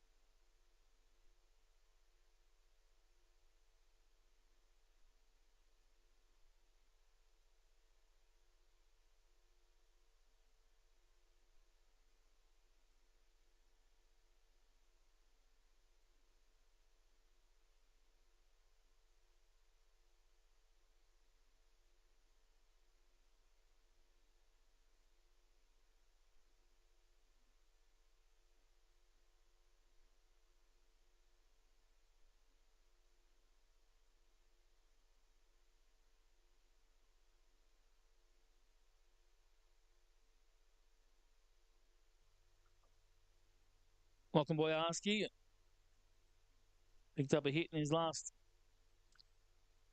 at bat to drive in the run that tied up this ball game. Grounded out to the third baseman to end the second. So he's 1 for 2 with a huge RBI. And he's facing the Ox here with 2 out and a pair of runners on. First pitch to him is ball 1.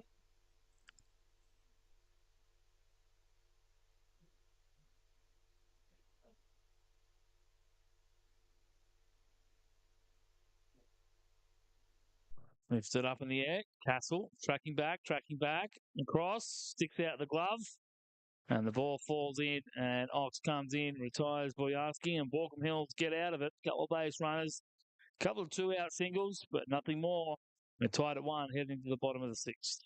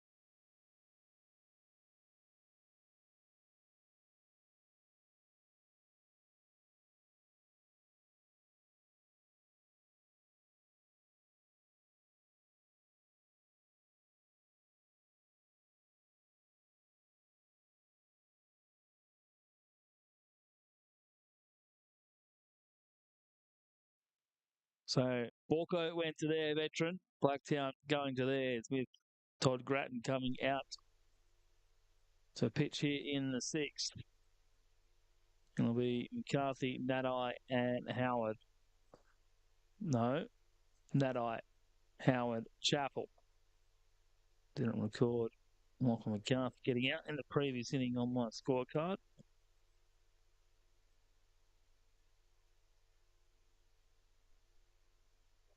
If there's such a thing as delayed jet lag onset, I think it may be kicking in a little bit. Thought I might have beaten it, but like all good things, it catches up with you in the end. So bear with me as we work through the second half of this game.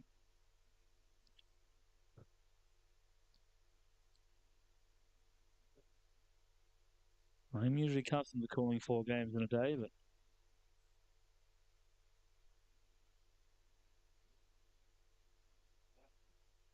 not necessarily 4 games that go the distance. Swing a miss by Nadai. They're normally 2.25 hour games, but today they've been a little bit longer. 2-2 here to the young third baseman for the Kookaburras.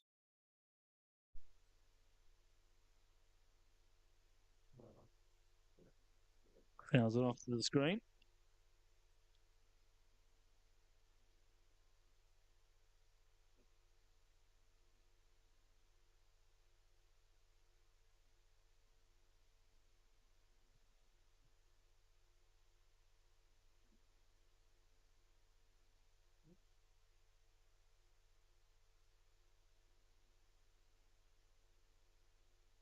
Pitch a little bit in, too far inside there. There's Nano bending out of the way of it.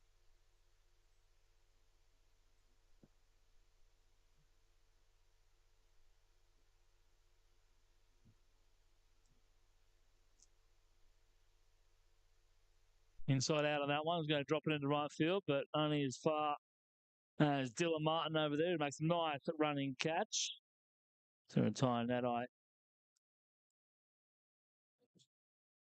1 for 3 now is young Josh Nadai. Todd Grattan, 25 and 2/3 inning of work. It's faced 111 batters. Given up 20 hits, 7 runs earned, 10 strikeouts. 10 walks, 27 strikeouts. 10 of them looking. Hit 6 batters. An ERA of 2.46 on the season for Todd Grattan.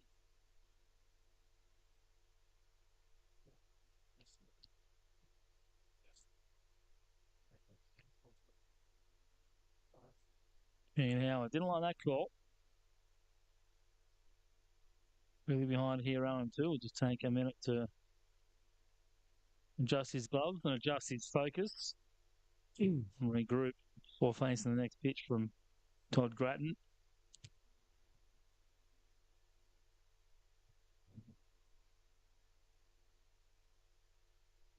One of the legends of the Sydney Blues box.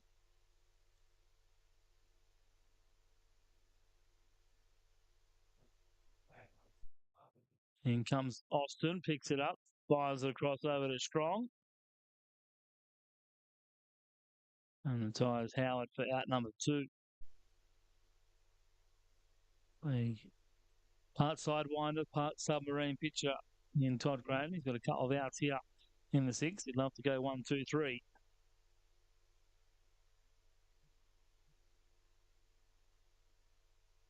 Get his team back with bat in hand. Try and break this 1-1 tie.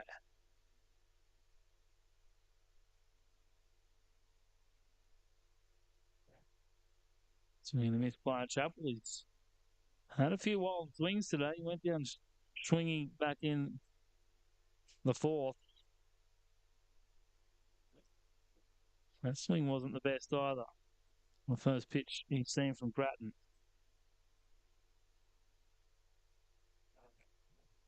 Makes contact this time though, but only as far as Michael Boyarski. And Josh has been strong at first base today, and he makes the 3rd out. And it's a 1, 2, 3, 6. We head to the final 3rd of regulation of this preliminary final. We're tied at 1.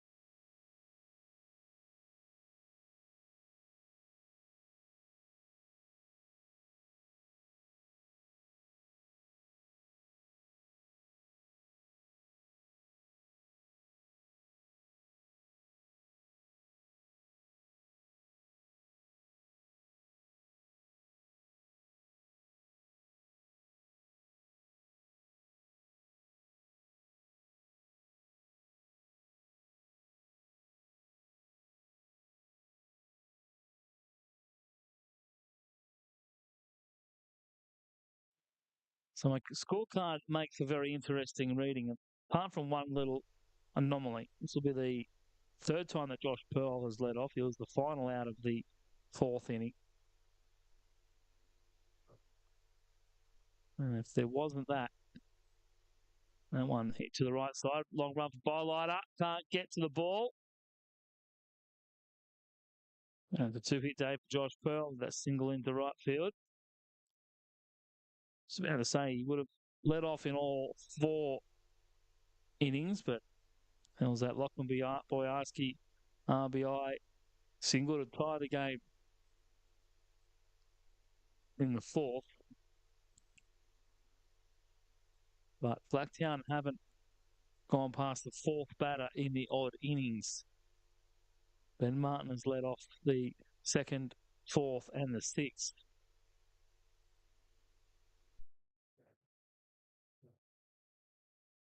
And that is the first time that Josh Pearl hasn't batted as the lead-off for an inning. Bill Martin now, 1 for 3. Strikeout, fly out, single to right field.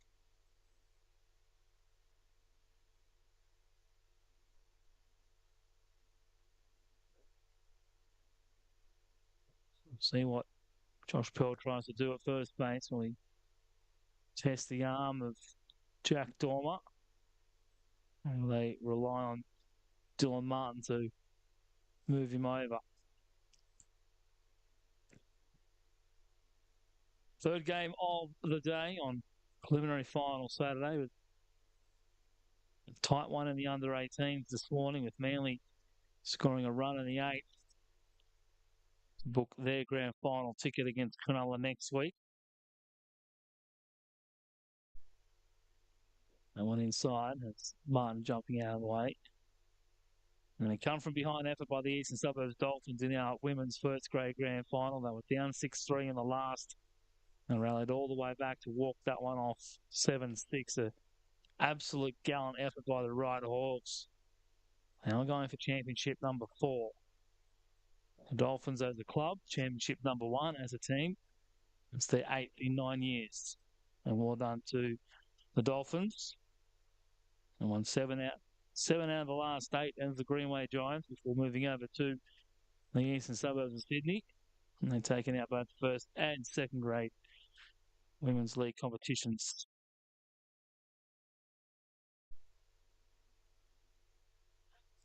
And tomorrow we'll have third grade for you at 10 a.m.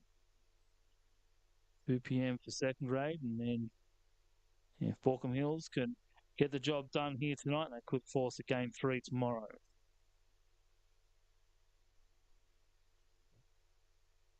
Grand ball hit through the left side by Dylan Martin. So a couple of base hits for Blacktown here in the 7th.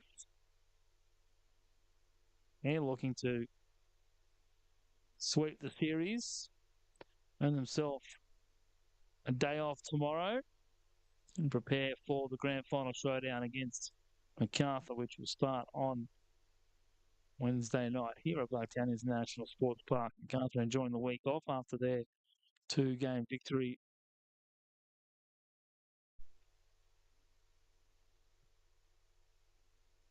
It's Blacktown last week in the semi-finals.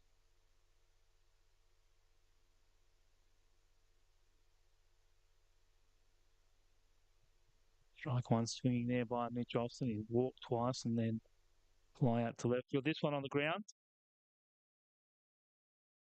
Just not in time to get Austin at first. Kean Howard fired a bullet to Jacob Eunice, but the return throw was probably a step short. And that's allowed Josh Pearl to move up to third. Austin hustling up the line to stay out of double play. And the ball probably just a touch slow at the end for Kean Howard, but he did his bit. He got one out. Walco couldn't quite get the 2. Would have been bonus if they could have. But sometimes you settle for 1, and when you don't get it the first time, you back yourself to get it the second time. But it doesn't get easy with Josh Strong. Although he has been the third out every time he's come to the plate. Per strikeouts and a fly out. That was all against Chris Rowe, different pitcher here in Chris Oxspring.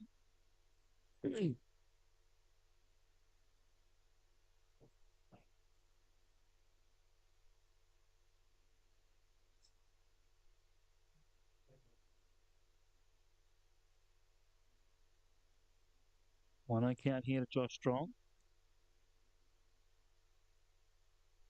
Ground ball pulled up the line, but foul. Nice take there by Nathan Wright in the third base coach's box for the workers.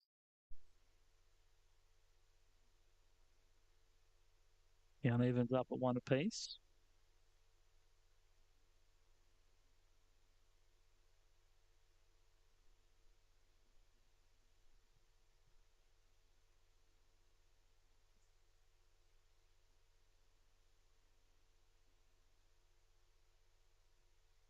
Again, strong rips it up the line. Lefty can't get it this time. It was hit way too hard.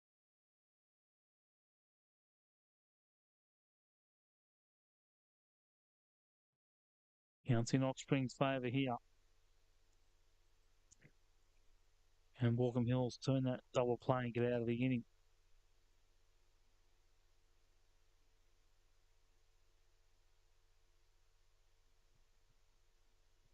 Wow, an absolute tracer bullet hit back into the Blacktown dugout and everyone ducking for cover. It's bounced off the edge of the chair where there is a member of the workers sitting.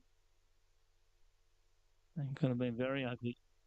Josh Strong, he picked on Nathan Wright a couple of times. Now he's picking on his own teammates and who thought they were safe in the dugout.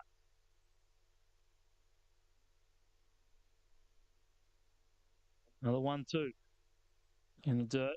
Nicely blocked by Dormer. Keeps Austin at first.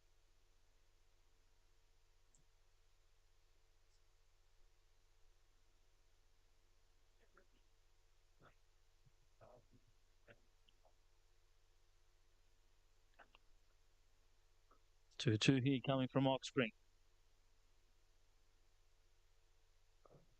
Another hard hit ball over the roof of the beer garden out in left field.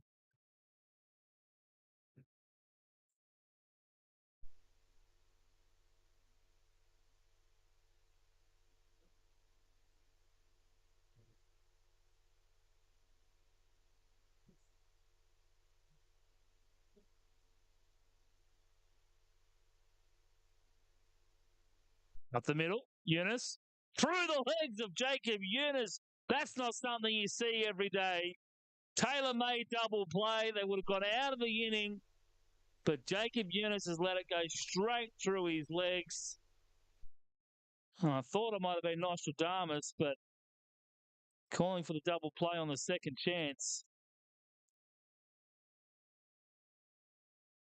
And 99 times out of 100, Jacob Eunice makes that play.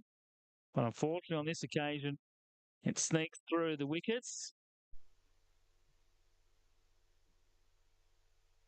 It's on the board as an error and a costly one for Baulkham Hills. They give up the lead with Pearl coming in to score. Ben Martin's happy though. He doesn't have to lead off the inning. He gets the bat with just the one out.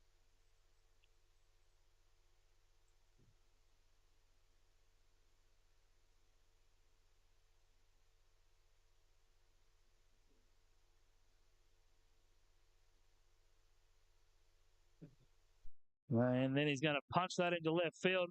He'll get down and past Chappell and roll almost all the way to the warning track. 2 more runs will score. And that is now a 3-run error for Baulkham Hills. Ben Martin, a couple of walks, a strikeout, and now he's got a 2-run double to give his team a 4-run lead. And now Blacktown will have 1 foot in next week's first grade grand final. Baulkham Hills are going to have to dig deep the rest of the way here. It's an unfortunate turn of events. They have what was going to be a double play to get him out of the inning. Unfortunately, the ball got through the legs of Jacob Eunice. And Blacktown have capitalised. 3 runs coming off it.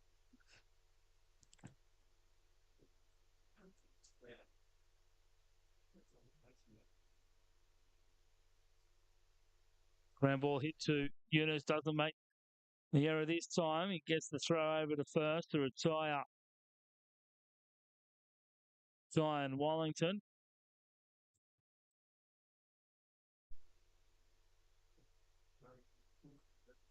Ben Martin moves up to third.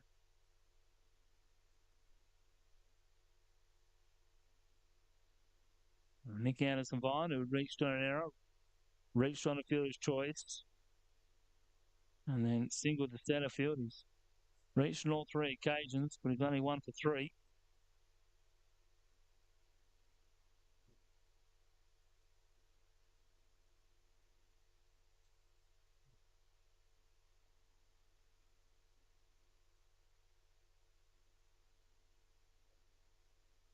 First pitch, Anderson-Vine is a called strike. Outside corner missing there by Ox, so 1-1.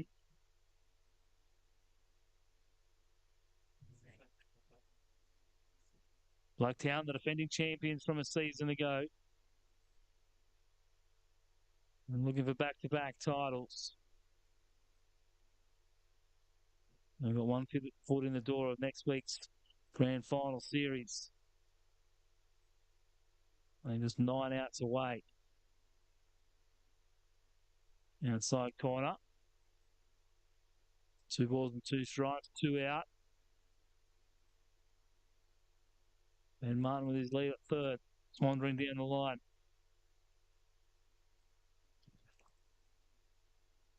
Outside corner, doesn't get the call. A little further away than what Trent Thomas is looking for.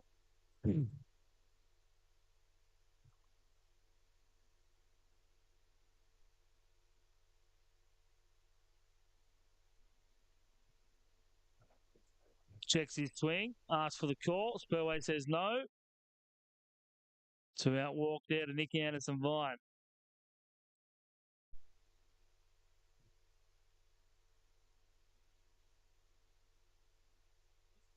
And he's going to have a visit from the Baulkham Hills pitching coach.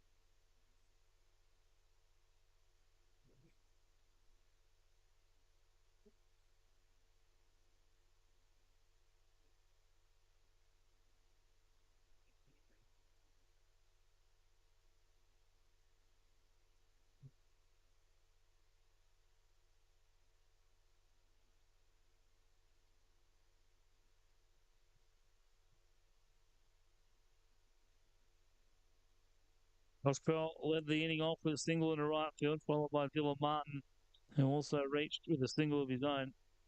And Joston reached on the fielder's choice before Josh Strong got the benefit of the tunnel ball from Jacob Eunice. And then Ben Martin capitalised, driving in the extra 2 runs to give Blacktown the 4-1 lead here. Klein Wallington grounded out, and then Nick Anderson-Vine walked. We'll see if Jordan Martin can add some insurance for Blacktown, or Chris Oxspring work his way out of this little jam. And see how Baulkham responds in the bottom of the 7th. So we're going to miss there by Martin for strike 1.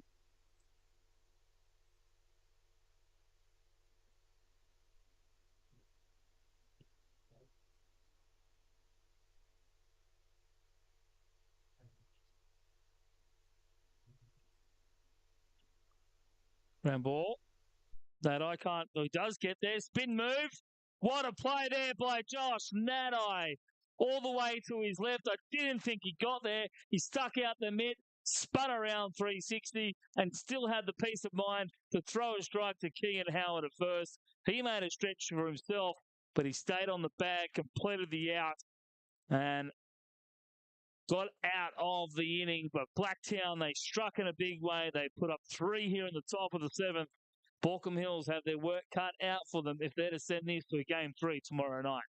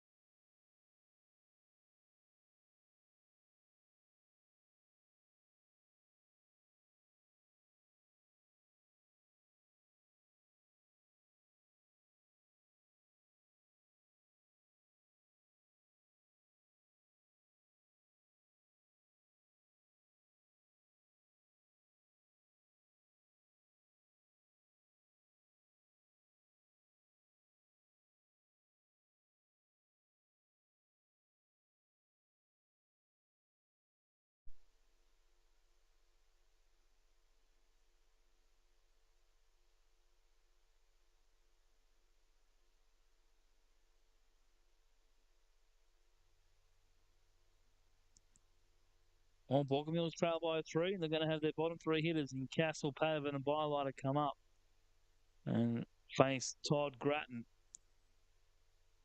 Grattan now the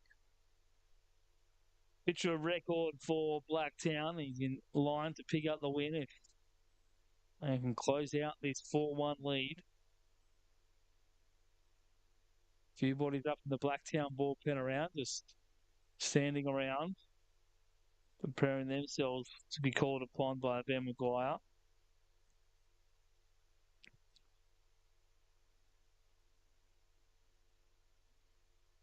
Top of the zone, laid off by Castle. Castle the only lefty in this Baulkham Hills lineup.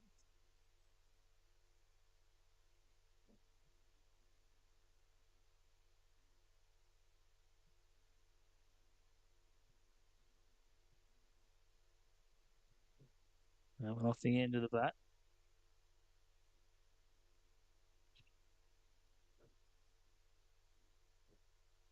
Doing 2 now. Shane Castle grounded out to first base, and then had that fastball from Matty Ray in the upper arm.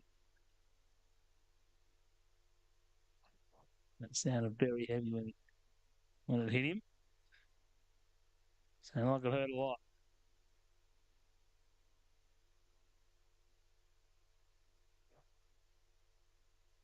Nice section swing there by Castle. Keeps that bat alive.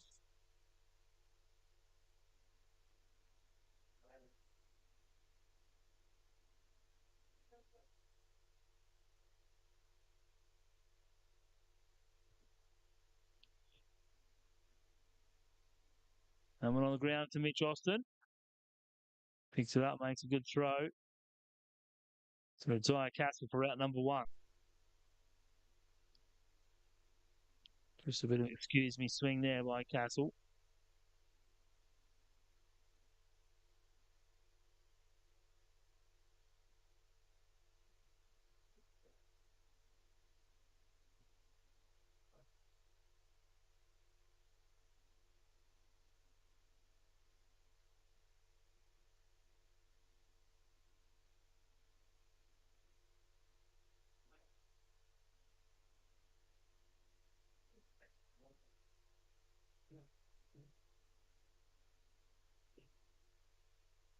Strike one side in there to Liam Patterson. 0 for 2 so far with fly out and a strikeout looking. 0 for 2 and now 0 and 2. A couple of strikes fired in there by Todd Grattan.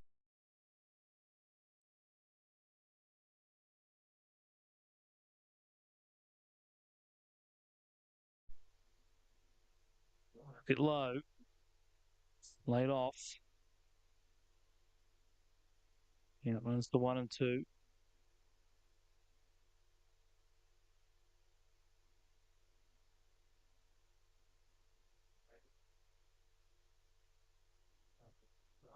And Patterson goes down on strikes. And 2 outs here for Blacktown. Protecting their 4-1 lead.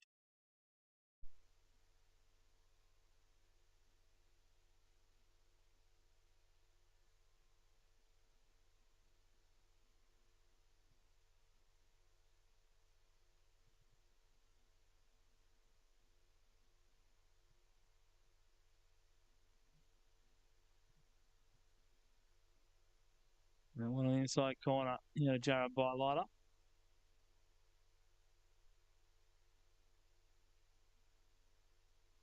Rock out looking and then pop out to second base. Big grunt coming out of Cougar there, but can't find the zone. 2-0 here to the 9-hole Bylighter.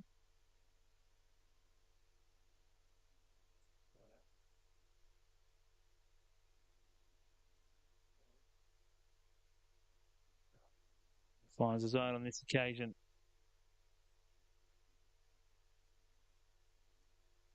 Doing 1 now. Blacktown looking to get out of this inning quickly as they can and go and put more runs on the board. That one sliced right side, but only as far as Josh Strong. And he makes the out, and it's 1, 2, 3 for Cougar. 6 straight retired by Grattan. 7 for the Blacktown defence. We head to the 8th, and it's Blacktown 4, Baulkham Hills 1.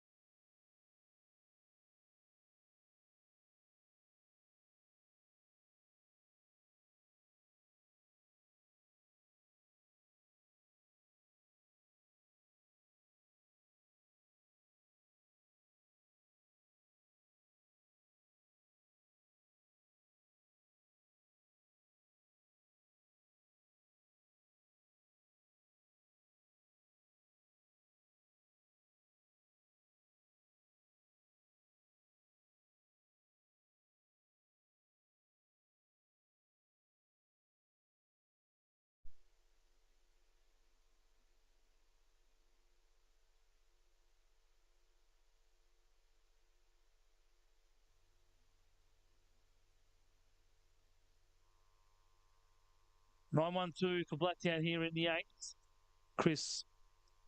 Zach Elvey, rather. Boyarsky, Pearl, and Martin. Elvey caught upon here. Able to see this game out and prevent Blacktown from increasing their lead. And I hope that the bats can get going in the 8th and the 9th.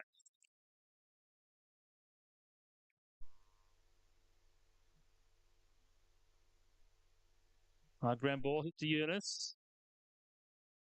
And Boyarsky's retired on the ground out.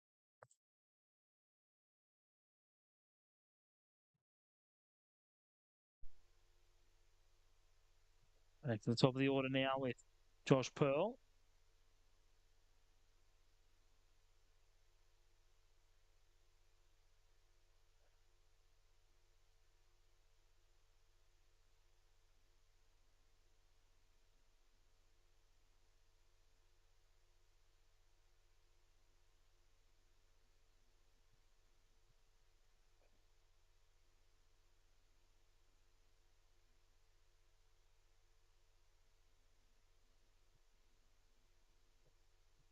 Bruno here to the Blacktown lead off. He's 2 for 4, 2 singles, 2 strikeouts. What stealing? Scored a run. Scored the go-ahead run in the previous inning. 3-0 though, the count here. Maybe he can add a walk to his list of achievements for the afternoon.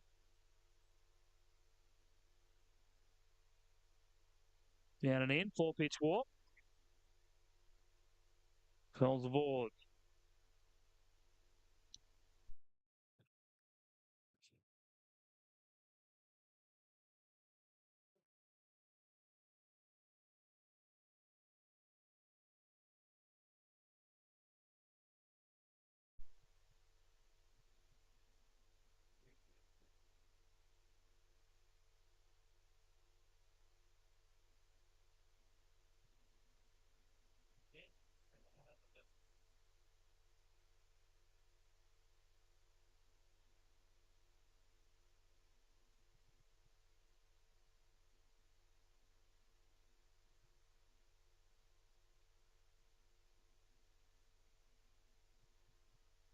Dylan Martin rips that one hard, but only as far as Shane Castle out there in centre field.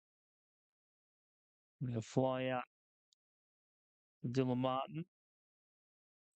Second fly out of the night. He's 2 for 5.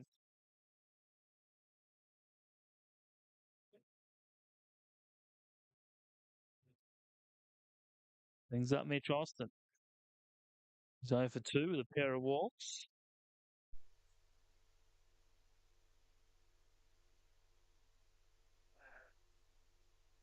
Pearl goes. Highlighter cleans up the ground ball on the hit and run.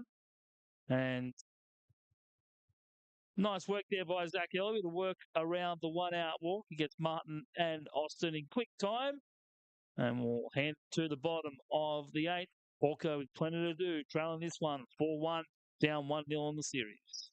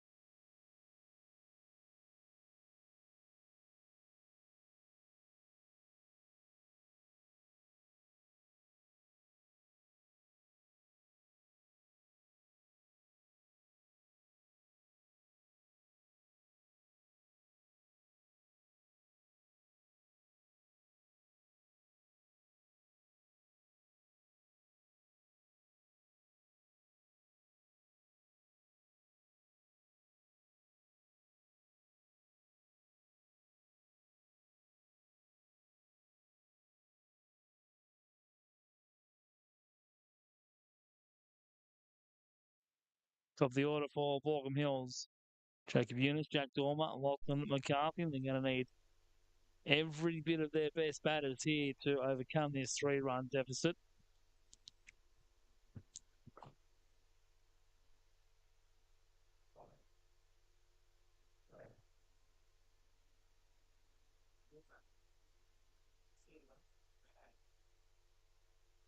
First pitch Eunice from Grattan is and called strike. Blacktown with 4 runs on 9 hits, 2 errors. Black Baulkham haven't scored a run since the first. And it's come on 3 hits and 3 errors, and Eunice is down on the fly ball to Nick Anderson-Vine to start the inning. Baulkham have scored 1 run in 16 innings in this preliminary final series.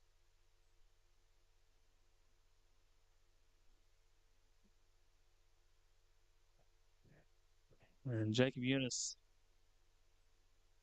he will be 1 for 4 tonight. He's hoping his team can give him another at bat. But the way things are going,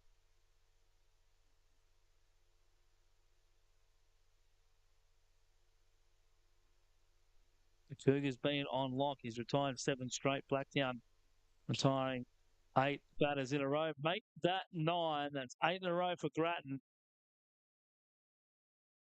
9 after Matt Ray struck out McCarthy to end his night.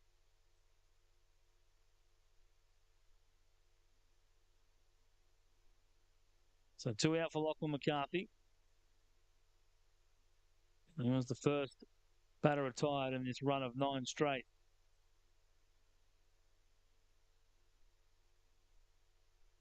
Top of the zone, called strike.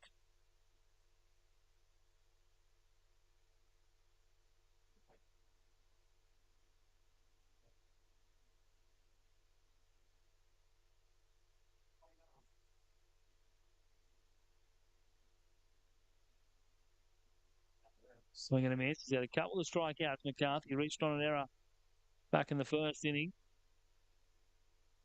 Struck out looking, struck out swinging, and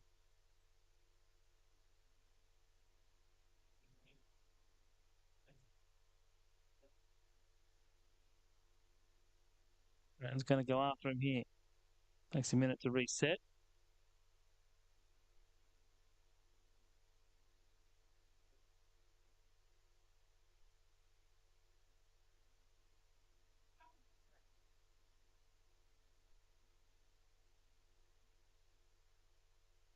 And that is the hat trick for Lachlan McCarthy.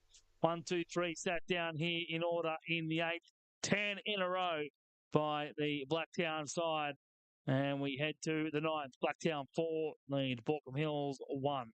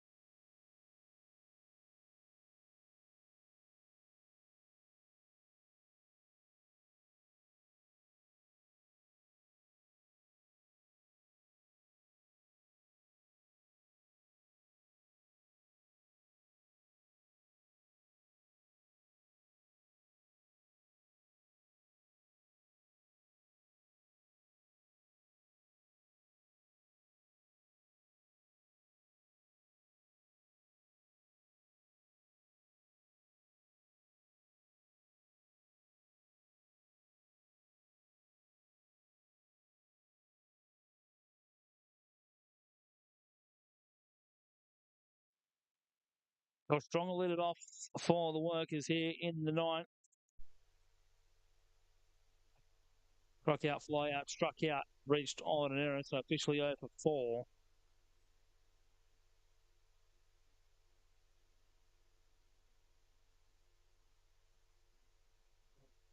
Scored, also has an RBI. Just him and Mitch Austin, the only two to not have a hit in the ball game. That one's fouled off over the roof, so strong, good strand. Mitch Austin is the only guy in this Blacktown lineup to not have a hit tonight. You can get one here. 2 hits for Pearl, 2 hits for Dylan Martin. Ben Martin, Klein, Wellington, Anderson Vine, Jordan Martin, Lachlan Boyarski, all with a hit each. Ben Martin with that big 2 RBI double after the Jacob Eunice era. Matt Ray, 5 innings, 3 hits, 1 earned run, a walk and 6 Ks, and then the Grattans mowed down Baulkham in order through his 3 innings of work. He's retired all 9 he's faced. Perfect through 33 pitches.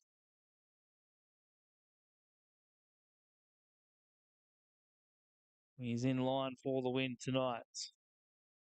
Unfortunately, Ox will take the loss. He's 1 1/3, 3 runs on 3 hits. Only one of them earned.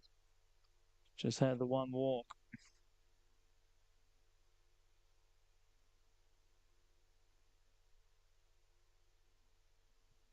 Faced 9 batters. 4 of them reached, 3 of them scoring. Ground ball hit to Nadai, who made a spectacular play to finish the previous inning. And the throw is a little bit high, but plenty of time for Kean Howard to make the adjustment and retire Josh Strong. He will remain hitless tonight, him and Mitch Austin, the only 2 hitters in the Blacktown lineup without a hit, but they've been very productive. Austin with a bunch of assists to Strong, is going to have a bunch of putouts on the night over at first base. Collective over 7, but they do have 2 runs scored, an RBI and a pair of walks. On the ground to Bylighter, who picks it up and throws out Ben Martin. 2 outs on 2 pitches for the Baulkham Hills defence.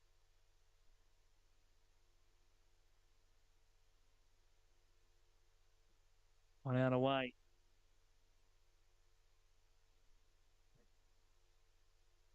We're getting out of this top of the ninth and bringing up that last chance to maybe steal this game at the death.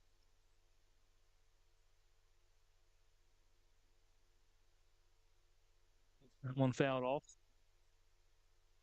First game tomorrow is third grade, scheduled for 2 o'clock. Sorry, 10 o'clock. Second grade at 2 o'clock. And if this result stays the way it is, we'll be getting an early mark out of Blacktown International Sports Park. That one slides in the right field, but Lachlan McCarthy goes over, makes the catch. And that's a 1-2-3 inning worked by Zach Elvey.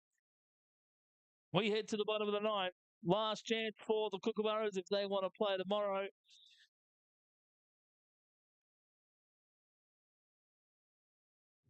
That'll do.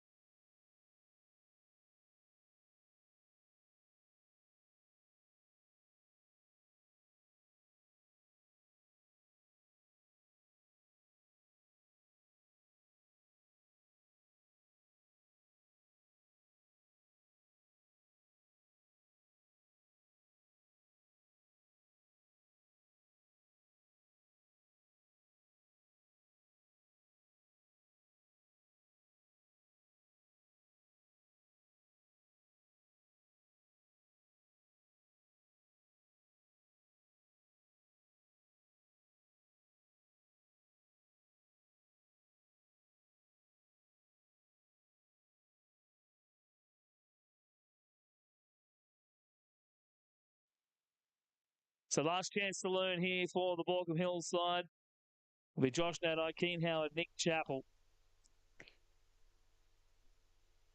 2 for 9 between them. Just the 3 hits for Baulkham Hills, 2 of them coming between the next 3 hitters.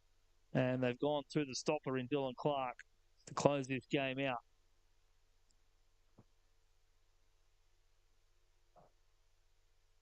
Picked up the save on a Wednesday night.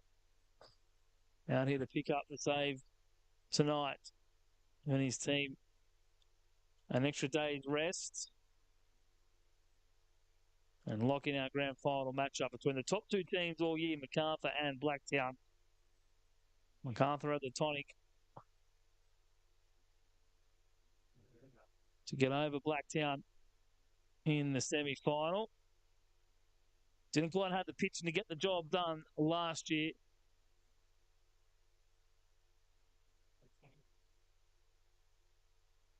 They look to be in a better spot this year.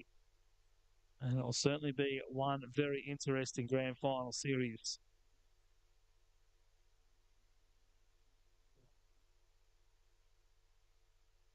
However, the Kookaburras aren't going down without a fight.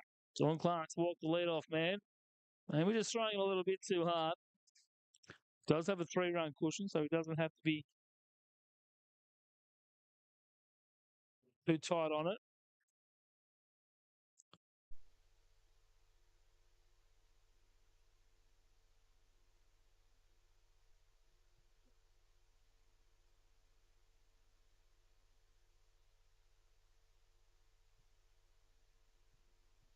Top of the zone, called strike there to King and Howard.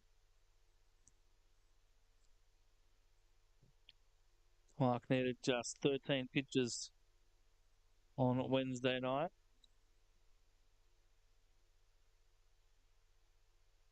And a pair of strikeouts face the minimum. Padovan the strikeout, Ellison struck out, and Jack Dormer grounded out to finish the game.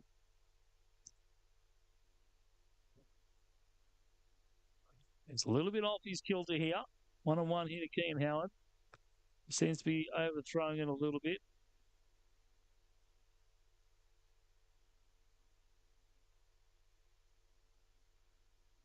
Swing and a miss by Howard there. Try to make it a one-run ball game. 1-2. The count.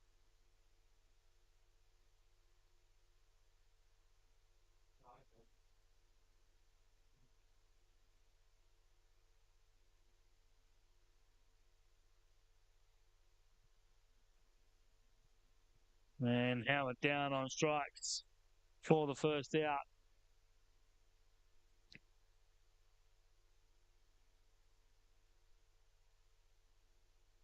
One away here in the ninth. Nick Chappell, the next man up.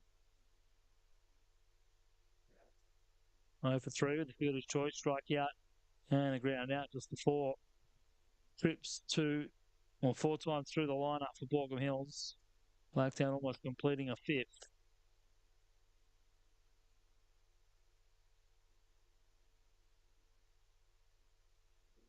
And Nick Chappell get something going here for Baulkham Hills. That one a little bit inside.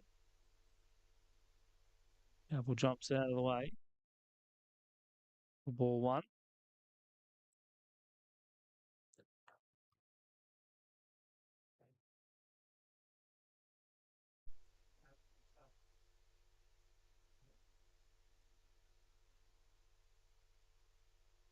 That one's inside off the glove of Jordan Martin. Which will allow that eye to move up to second base. Inconsequential, really, in the grand scheme of things. He's in scoring position, but they trail by 3.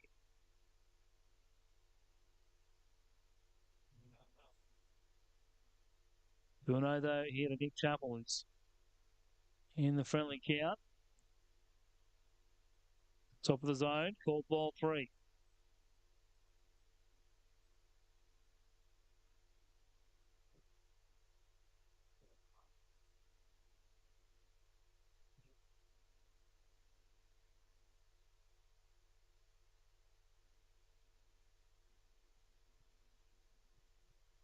Martin finds the 3-0 pitch for a called strike 1.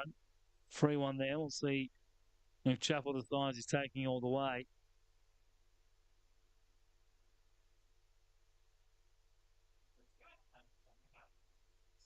We'll be happy to take another pitch here, or we'll try and put one in play. Down the middle, took it. And counts back to 3-2. Now Chappell needs to make a decision. What's he going to do here? Shane Castle. He's the next man due up, and Max Miotto has a bat in hand. And strike 3. Chappell may be taking one too many pitches. He had the count 3-0.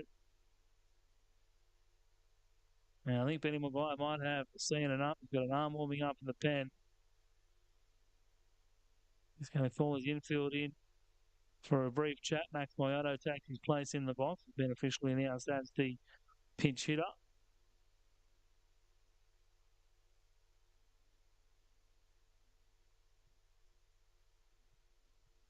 Right. It's still Dylan Clark's inning by the looks of it. Trying to see who it is up there in that bullpen. I've binoculars right in front of me. That's handy. Unfortunately, I can't see through all the black poles holding up the extra netting up the foul line. So, nothing like coming off the bench down 3 against a guy that looks pretty unhittable.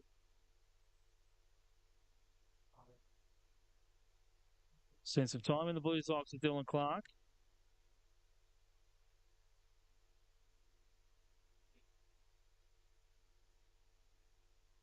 Only 1 2/3 innings pitched for the workers on the season.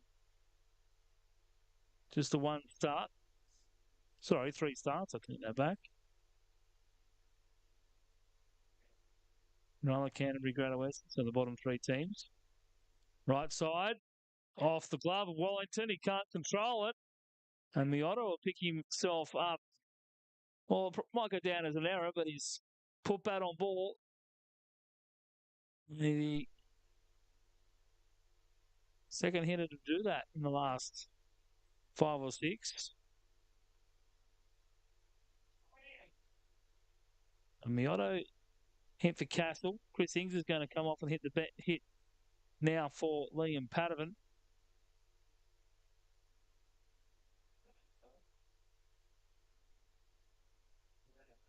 ERA of 2.91 for Dylan Clark. He struck out 32, did walk just the 9, giving up 7 earned runs on 12 hits. And the man known as Shorty steps in with 2 outs and 2 on.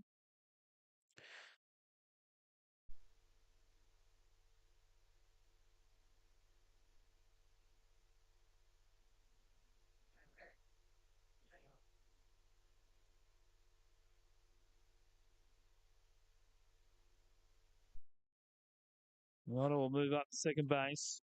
Defensive indifference.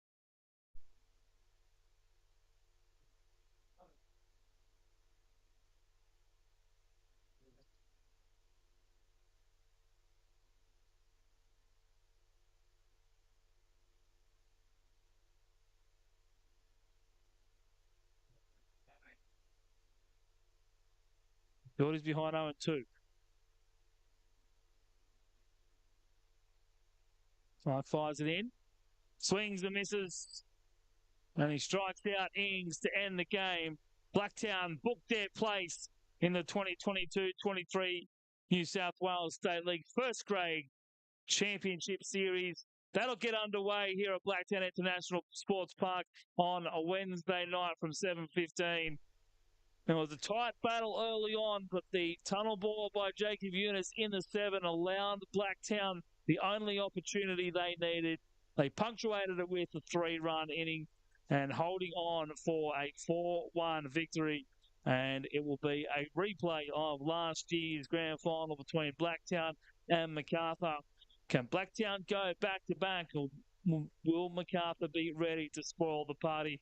Make sure you catch the games starting on Wednesday night. We've got 2 games tomorrow here at Blacktown. And it is the Workers featuring in both of those in third grade at 10 a.m. and then second grade at 2 p.m. for chances in their respective grand finals the following week. But it's Blacktown will take on MacArthur in the first grade championship series starting next Wednesday. Big thank you for everyone tuning in tonight and across the day. We'll see you tomorrow at 10 a.m.